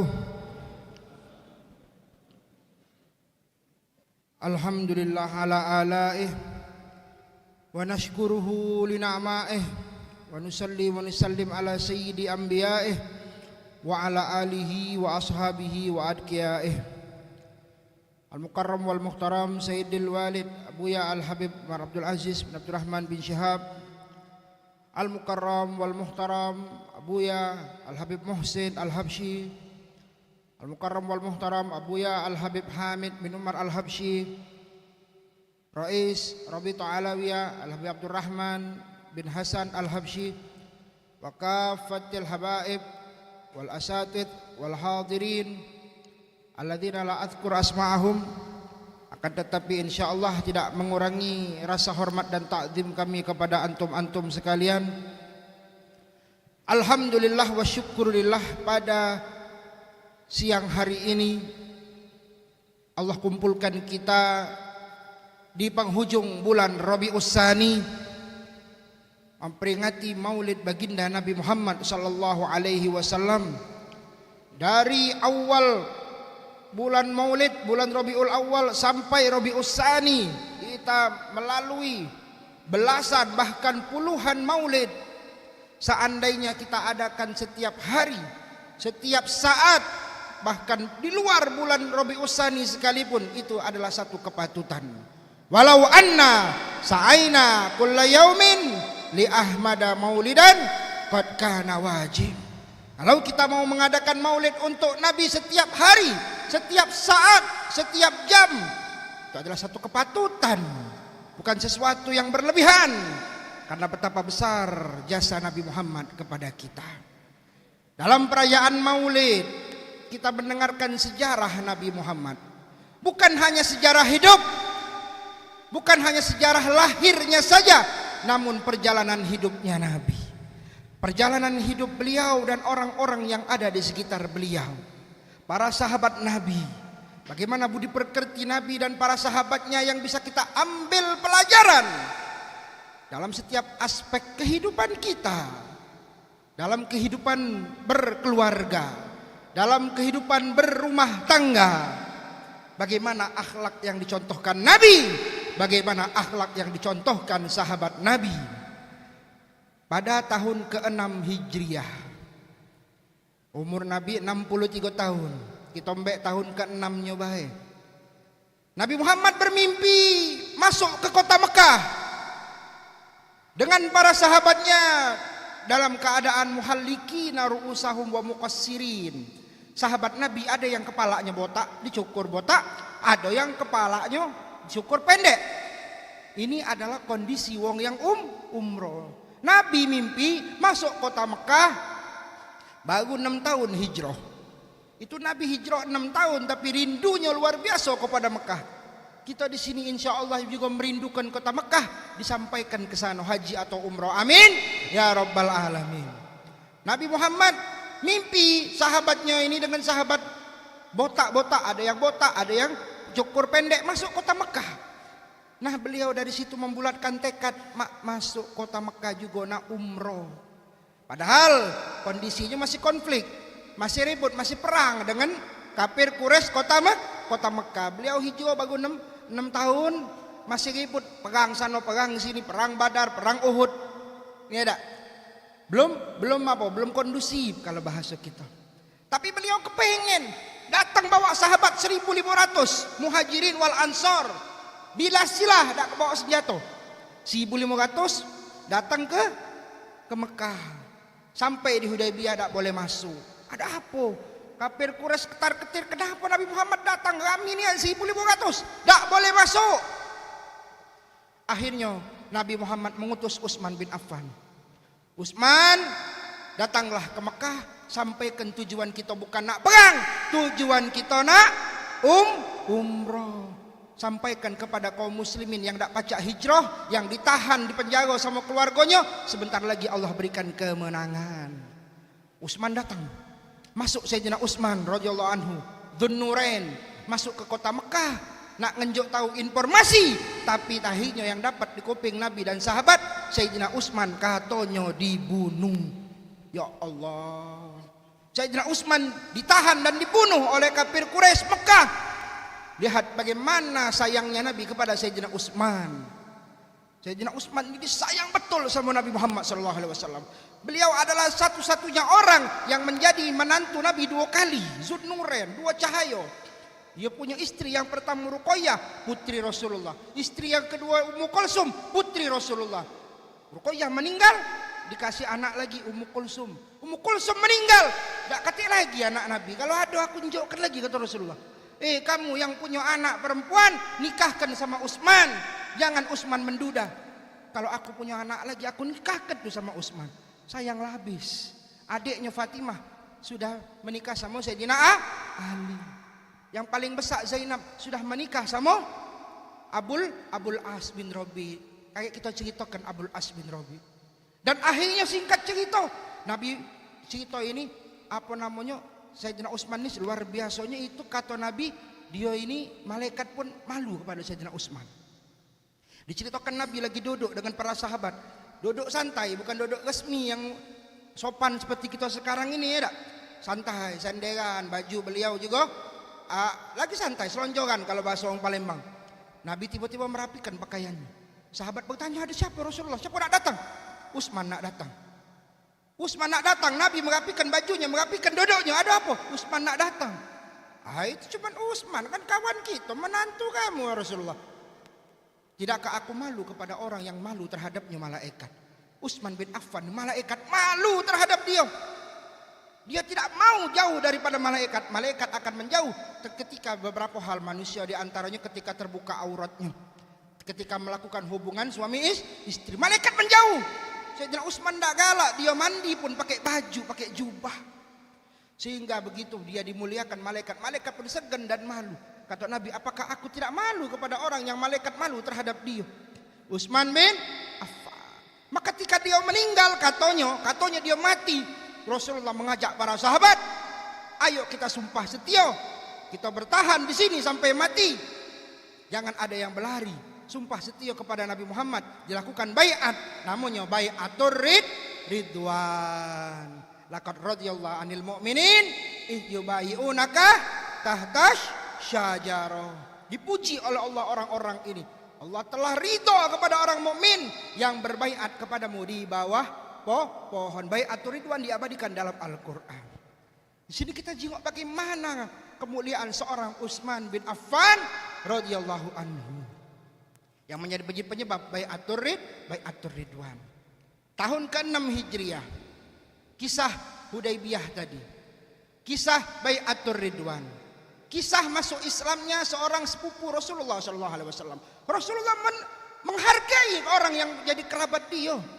Kadang-kadang kita ini yang masih dulu, masih kerabat, sandai taulan, dak ketegoran, dak pulok-pulok lagi dak petolehan gino. Rasulullah tidak. Tahun ke-6 Aqil bin Abi Thalib, dulu Sayyidina Ali masuk Islam. Tahun yang sama dengan kejadian Hudaybiyah tadi. Aqil bin Abi Thalib masuk Islam, Nabi senang. Nabi berkata, inni uhibbuka hubban. Inni uhibbuka hubban. Di qarabati minka wali hubbi ammi ilaika, au kama qala sallallahu alaihi wasallam. Aku senang dengan masuknya kau ke dalam Islam, wahai Aqil. Aku cinta engkau karena dua perkara. Karena kita kerabat, kita berdulu, dan karena mamangku, bapakmu ini, bapak angkatku Abu Thalib sangat cinta kepada engkau. Islamnya beliau di tahun ke-6 Hijriah. Pun juga Islamnya seorang Abul As bin Rabi, menantu Nabi Muhammad SAW yang lain.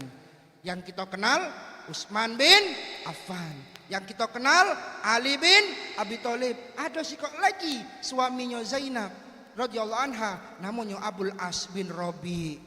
Masuk Islamnya belakangan, tapi begitu memuliakan putri Rasulullah yang menjadi istrinya. Ketika Nabi Muhammad baru menyebarkan agama Islam, wong-wong kufar ini jahatnya luar biasa. Mereka mengatakan, hei pemuda-pemuda yang kau punya istri adalah anak Muhammad, ceraikan. Sakiti hatinya, kena ke mentalnya. Kalau binimu putri Muhammad, ceraikan, kata dia. Adalah termasuk yang menceraikan anak Abu Lahab. Abu Lahab punya anak, itu menikah dengan putri Nabi, diceraikannya. Kaget kalau kau ceraikan anak Nabi, anak Muhammad, kami berikan kamu wanita Quraisy. Silahkan pilih yang mana saja. Yang paling cantik, yang paling kaya, yang paling ambil. Kami akan modali kamu, asal ceraikan putri Muhammad. Sakiti mentalnya Muhammad. Dan apa yang dikatakan kepada Abul As? Abul As disuruh juga ceraikan putri Muhammad Zainab yang menjadi istrimu itu. Kami akan berikan kepadamu wanita Quraisy manapun. Abul As menjawab, tidak ada wanita Quraisy seperti Zainab.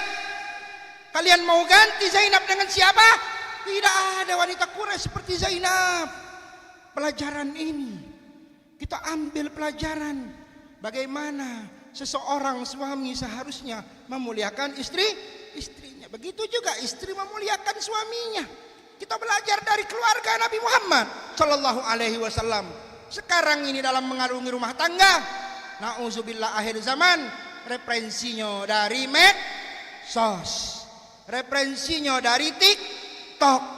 Katanya dari mana? Majelis apa kamu? Majelis al-tiktokiyah. Nauzubillah min zalik. Ajarnya dari Nabi Muhammad, dari Abul As, dari Zainab, dari Fatimah, dari Ali bin Abi Thalib, dari Utsman bin Affan. Jangan ambil ilmu dari yang lain. Dari Sohibul Hal, Al-Habib Abdul Qadir As-Segaf. Tak galak aku cari, kamu carikan siapa buat aku. Tak kate seperti Zainab wanita Quraisy. Terjadi perang Badar. Terpaksa orang-orang yang masih punya ikatan dengan Nabi Muhammad terpaksa melok perang Badar. Abul As melok, Sayyidina Abbas melok perang Badar di pihak Quraisy. Tapi keadaan yang memaksa. Zainab pun masih di Mekah dengan Abul As. Abul As belum beriman. Singkat cerita, Abul As ketangkep, ditawan Abul As. Perang Badar kalah. Orang kafir Quraisy kalah. Banyak yang meninggal, 70 meninggal, termasuk Ra'sus Syirik. Fir'aunnya zaman ini Abu Jahal itu mati di perang Badar. Sebagian sisanya lagi ada yang ditawan. Abul As ditawan. Pas Abul As ditawan, akhirnya beberapa orang nak menebus tawanan, dibayar supaya tawanannya pacak balik. Tiba-tiba di antara tebusan itu yang datang kepada Rasulullah SAW adalah sebuah kalung. Kalung ini adalah pemberian daripada Siti Khadijah untuk Siti Zainab. Pemberian dari istri Nabi untuk Zainab, yang mana kalung ini diberikan Zainab untuk menebus suaminya tercinta Abul As. Ya Allah, Rasulullah menerima kalung itu. Seandainya Rasulullah nak ngomong, oi bebaskanlah mantu aku si kau ini. Kamu tak kesian apa dengan mantu aku? Kamu tak kesian apa dengan putri aku Zainab? Tapi Nabi Muhammad mengedepankan musyawarah. Pelajaran lagi untuk kita. Jangan gampang ngambil keputusan. Pikirkan, musyawarahkan kepentingan orang banyak. Nabi bermusyawarah. Bagaimana seandainya kita bebaskan Abul As? Dan kalungnya pun kita balikkan. Boleh tak? Kata Nabi. Pada para sahabat. Padahal kalau Nabi nak memutuskan sendiri, sahabat tetap ridho baik. Akhirnya apa kata sahabat? Ya Rasulullah, silahkan ya Rasulullah, tak apa-apa, bebaskan. Abul As pulang, tapi dengan syarat, kata Rasulullah, kamu balik ke Mekah, tapi putriku Zainab balikkan ke Madinah, ajak hijrah ke Madinah. Kalian dalam keimanan yang berbeda. Nah inilah yang namanya cinta dibedakan oleh keimanan. Bukanlah dari awal lah sudah sikok Islam, sikok bukan cewekan, bukan. Nah ini cinta beda, dipisahkan oleh keyakinan. Ini ceritanya. Rasulullah akhirnya memutuskan Zainab harus hijrah ke Madinah karena kamu belum beriman, wahai Abul As. Walaupun dia tidak memusuhi Nabi, tidak jahat, tapi dia belum memeluk agama Islam. Dihantarkan berpisah dengan belahan jiwanya Abul As dan Zainab.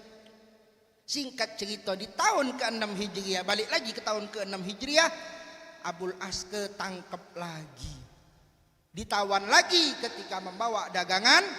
Dia berada di dalam dagangan, ekspedisi dagang. Dalam ekspedisi dagang ini yang namanya masih konflik. Dicekatlah ini ekspedisi dagang. Kalau bahasa sirahnya itu air ini disekap lagi, ditangkap lagi, ditawan lagi. Abul As kena tawan lagi. 4 tahun berselang dari perang Badar. Akhirnya Zainab juga kembali menebus suaminya. Dia memberikan jaminan untuk suaminya, keamanan untuk suaminya. Dilepaskan suaminya, pulang ke kota Mekah.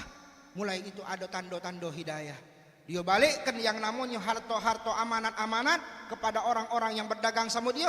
Habis itu dia pergi lagi ke Madinah. Dia mengucapkan 2 kalimat syahadat. Akhirnya bersatu kembali. Namun tidak bertahan lama. Setahun selanjutnya Siti Zainab meninggal. Kisah cinta yang begitu luar biasa. Bagaimana seorang suami menghargai istrinya dan bagaimana seorang istri memuliakan suaminya. 2 kali dia memberikan mengorbankan apa yang dia bisa untuk menyelamatkan sang suami. Akhirnya disatukan dalam iman. Walaupun di dunia sebentar, insya Allah di jannah disatukan selama-lamanya. Yang masuk Islam di tahun ke-6 bukan kerabat Nabi, seorang yang sangat memusuhi Nabi. Cerita sering disampaikan oleh guru-guru kita. Thumamah bin Uthalah, tahun ke-6 ketangkep juga dia oleh pasukan yang bertugas, ketangkep ini Thumamah bin Uthalah, wong yang banyak sekali memusuhi Nabi, jahat. Ketika ditangkap, dikebet di tiang masjid. Waktu itu belum ada penjaga, belum ada sijin, belum ada lembaga pemasyarakatan, belum ada. Dikebet di masjid. Thumamah bin Uthalah, bagaimana akhlak Nabi Muhammad SAW? Apa kabar wahai Sumamah? Sekebet ini hari pertama masuk Islam lah wahai Sumamah. Sumamah menjawab, wahai Muhammad, kalau aku nak dibunuh, bunuhlah, ada apa-apa. Memang pantas memang dibunuh. Namanya kita perang, kita musuh. Kalau aku dimaafkan dan dibebaskan, aku pandai untuk berterima kasih. Tapi kalau aku dikongkon masuk Islam, aku tak galak, aku tak sudi masuk Islam wahai Muhammad. Hari kedua ditanya dan jawabannya sama. Hari ketiga ditanya dan jawabannya sama. Kalau kau bunuh aku memang pantas. Kalau kau maafkan aku sangat berterima kasih. Aku pacak membalas rasa terima kasih itu. Namun aku belum galak masuk Islam. Tapi habis itu apa? Dibebaskan sama Rasulullah SAW. Baliklah kata Rasulullah, dibebaskan. Baru terketok hatinya. Ya Allah, akhlakmu diperkerti Nabi Muhammad SAW. Langsung dalam perjalanan dia balik, dia cari banyu, dia mandi. Mandinya wong masuk Islam. Dia datang ke Nabi Muhammad, dia mengucapkan 2 kalimat syahadat. Dia berkata, wahai Muhammad, dahulu dak kate wajah yang paling aku benci, dak kate tanah air yang paling aku benci, dak kate agama yang paling aku benci, kecuali agama engkau, wajah engkau, tanah air engkau, kota engkau paling aku benci. Namun hari ini dak kate wajah yang paling aku cintai kecuali wajah engkau. Dak kate negeri yang paling aku cintai kecuali negeri engkau. Dak kate agama yang paling aku cintai kecuali agama engkau. Yang jadinya dari awalnya orang paling benci 180 derajat menjadi orang yang paling cinta dan membela Rasulullah. Cerita ini yang kita sampaikan di maulid-maulid Rasulullah SAW. Cerita ini yang membuat orang yang hatinya keras menjadi lunak. Kisah Nabi, kisah sahabat, kisah keluarga Nabi disampaikan, membuat hati yang keras menjadi lunak, membuat ahli maksiat menjadi ahli ta'ah, membuat orang yang tidak beriman insya Allah menjadi beriman. Sebagaimana yang terjadi kepada keturunan beliau, Al-Arif Billah, Syekhul Masyayikh, Al-Qutub, Al-Habib Abdul Qadir bin Ahmad Asgab. Habib Anis punya dulur namanya Habib Ali. Habib Ali Al-Habsyi dulur Habib Anis, adiknya Habib Anis. Nak ngecetak foto beliau, nak dicetak kemudian dinjuk bingkai. Datang ke tukang fotokopi Cina, etnis Tionghoa, non muslim, agamanya Konghucu, non muslim. Cici kata dia, ini aku nak cetak 3 ikok figura ini. Fotonya dicetak yang bagus, yang cantik, kemudian dinjuk figura 3 ikok. Tolong aku buat aku sikok 2 ekor nanjuk hadiah buat kawan aku. Akhir berapa hari lagi di Mbek. Siap kata Habib Ali. Habib Ali dulu Habib Anis Al-Habsyi Solo. Diinjuk DP. Setiap waktu yang ditentukan datang Habib Ali. Kemudian Cici Cino ini, Cici itu ini Tino Cici ini ngomong kepada Habib Ali, Pak Ali. Dengan gugup dia ngomong, dengan berat hati Habib Ali, Pak Ali tolong Habib Ali. Kalau seandainya boleh, aku minta sikok figura ini. Aku minta sikok figura ini Habib Ali. Yang 2 sudah jadi. Pak Ali silakan mbek yang 2. Tapi yang sikok ini gratis, aku minta dulu. Besok kaki aku cetak lagi, baru tunjukkan Bapak Ali ya. Boleh tak Pak Ali? Kenapa? Apa yang terjadi? Ini orang non muslim. Ini foto wali Allah. Ini foto Arif Billah Al-Kutub, Syekhul Masyayikh. Untuk apa dia nyimpen foto ulama kita? Untuk apa dia nyimpen foto walinya kita? Dia tidak beriman. Kenapa Cici? Iya Habib, soalnya anak nyengok foto ini, anak taruh di rumah anak genti foto dewa yang ada di situ tuh anak genti. Kenapa anak nyengok foto ini tenang, adem rasanya, ada duit, katik duit, rasanya lemak, sehat ataupun sakit, rasanya tetap anteng, adem rasanya. Ini Nabi Muhammad apa bukan? Apakah ini namanya Nabi Muhammad? Apa kata Habib Ali, Nabi Muhammad lebih belagak lagi, lebih hebat lagi Nabi Muhammad. Nak baca di foto, nak baca di gambar, nak baca di cetak Nabi Muhammad. Jadi siapa ini Pak Ali? Ini cucunya Rasulullah, ini cucu Nabi Muhammad. Allahumma sholli ala sayyidina Muhammad. Ini baru foto cucunya, pewarisnya, orang alim besar, orang ulama besar, al-gutub, wali besar. Oh, cucunya macam itu ya Pak Ali. Macam mana Nabi Muhammad sallallahu alaihi wasallam. Nah, itulah hebatnya Nabi Muhammad. Cucunya macam ini. Cucunya yang meneladani, yang berjalan di jalan beliau. Agamanya dia apa Pak Ali? Agamanya beliau ini Habib Abdul Qadir ini apa? Dia adalah agamanya Islam. Islam yang lurus, Islam yang benar, Islam yang cinta ulama, cinta sahabat, cinta keluarga Nabi, cinta kiai, cinta habaib. Islam yang lurus, Islam yang mengajarkan kesejukan. Kalau macam itu Pak Ali, ajarkan aku agamanya daripada Habib Abdul Qadir ini. Bimbing aku untuk masuk ke dalam agama daripada Habib Abdul Qadir. Beliau bercerita itu menangis Pak Ali, Habib Ali menangis cerita kepada anaknya Habib Alwi. Dia menangis. Kenapa Abah menangis? Kata Habib Alwi. Habib Alwi sering kita pernah datang ke Palembang berapa kali ya. Masih ada wongnya, masih hidup, masih sehat walafiat. Mudah-mudahan Allah sehatkan badannya, panjangkan umurnya. Habib Alwi bercerita, ayah kenapa menangis? Ya luar biasa. Dengan fotonya Habib Abdul Qadir saya bisa berdakwah. Tak butuh ceramah, tak butuh ribuan kata-kata. Cukup dengan wajahnya orang yang meneladani Rasulullah Sallallahu Alaihi Wasallam. Ayah bisa berdakwah kepada orang ini sehingga masuk Islam. Hadirin yang dirahmati Allah Subhanahu Wa Taala. Berapa banyak nama-nama orang-orang soleh yang kita sebutkan pada hari ini. Mudah-mudahan inda dzikri sholihin tatanazzalur rahmat, turun rahmatnya. Kita bisa teladani mereka, kita bisa ambil hikmah daripada kisah-kisah mereka. Dan yang kita bacakan hari ini daripada tahlil orang tua kita, guru-guru kita yang telah berpulang. Mudah-mudahan Allah Subhanahu Wa Taala menerima semua amal-amal soleh mereka. Khususan ibunda daripada guru kita Al-Habib Syukri bin Sahab Syarifah Suud Maria, mudah-mudahan Allah Ta'ala menempatkan dia di Jannatil Firdaus A'la, amin ya rabbal alamin. Ini saja yang kami sampaikan. Terima kasih untuk segala perhatian dan mohon maaf untuk kekurangan-kekurangannya. Wabillahi taufiq wal hidayah waridha wal inayah. Wassalamualaikum warahmatullahi ta'ala wabarakatuh.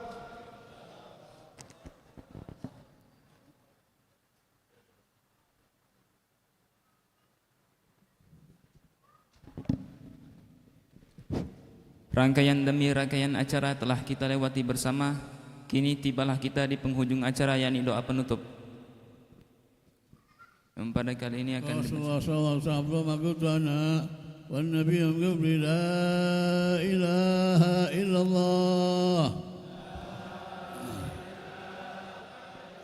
La ilaha illallah.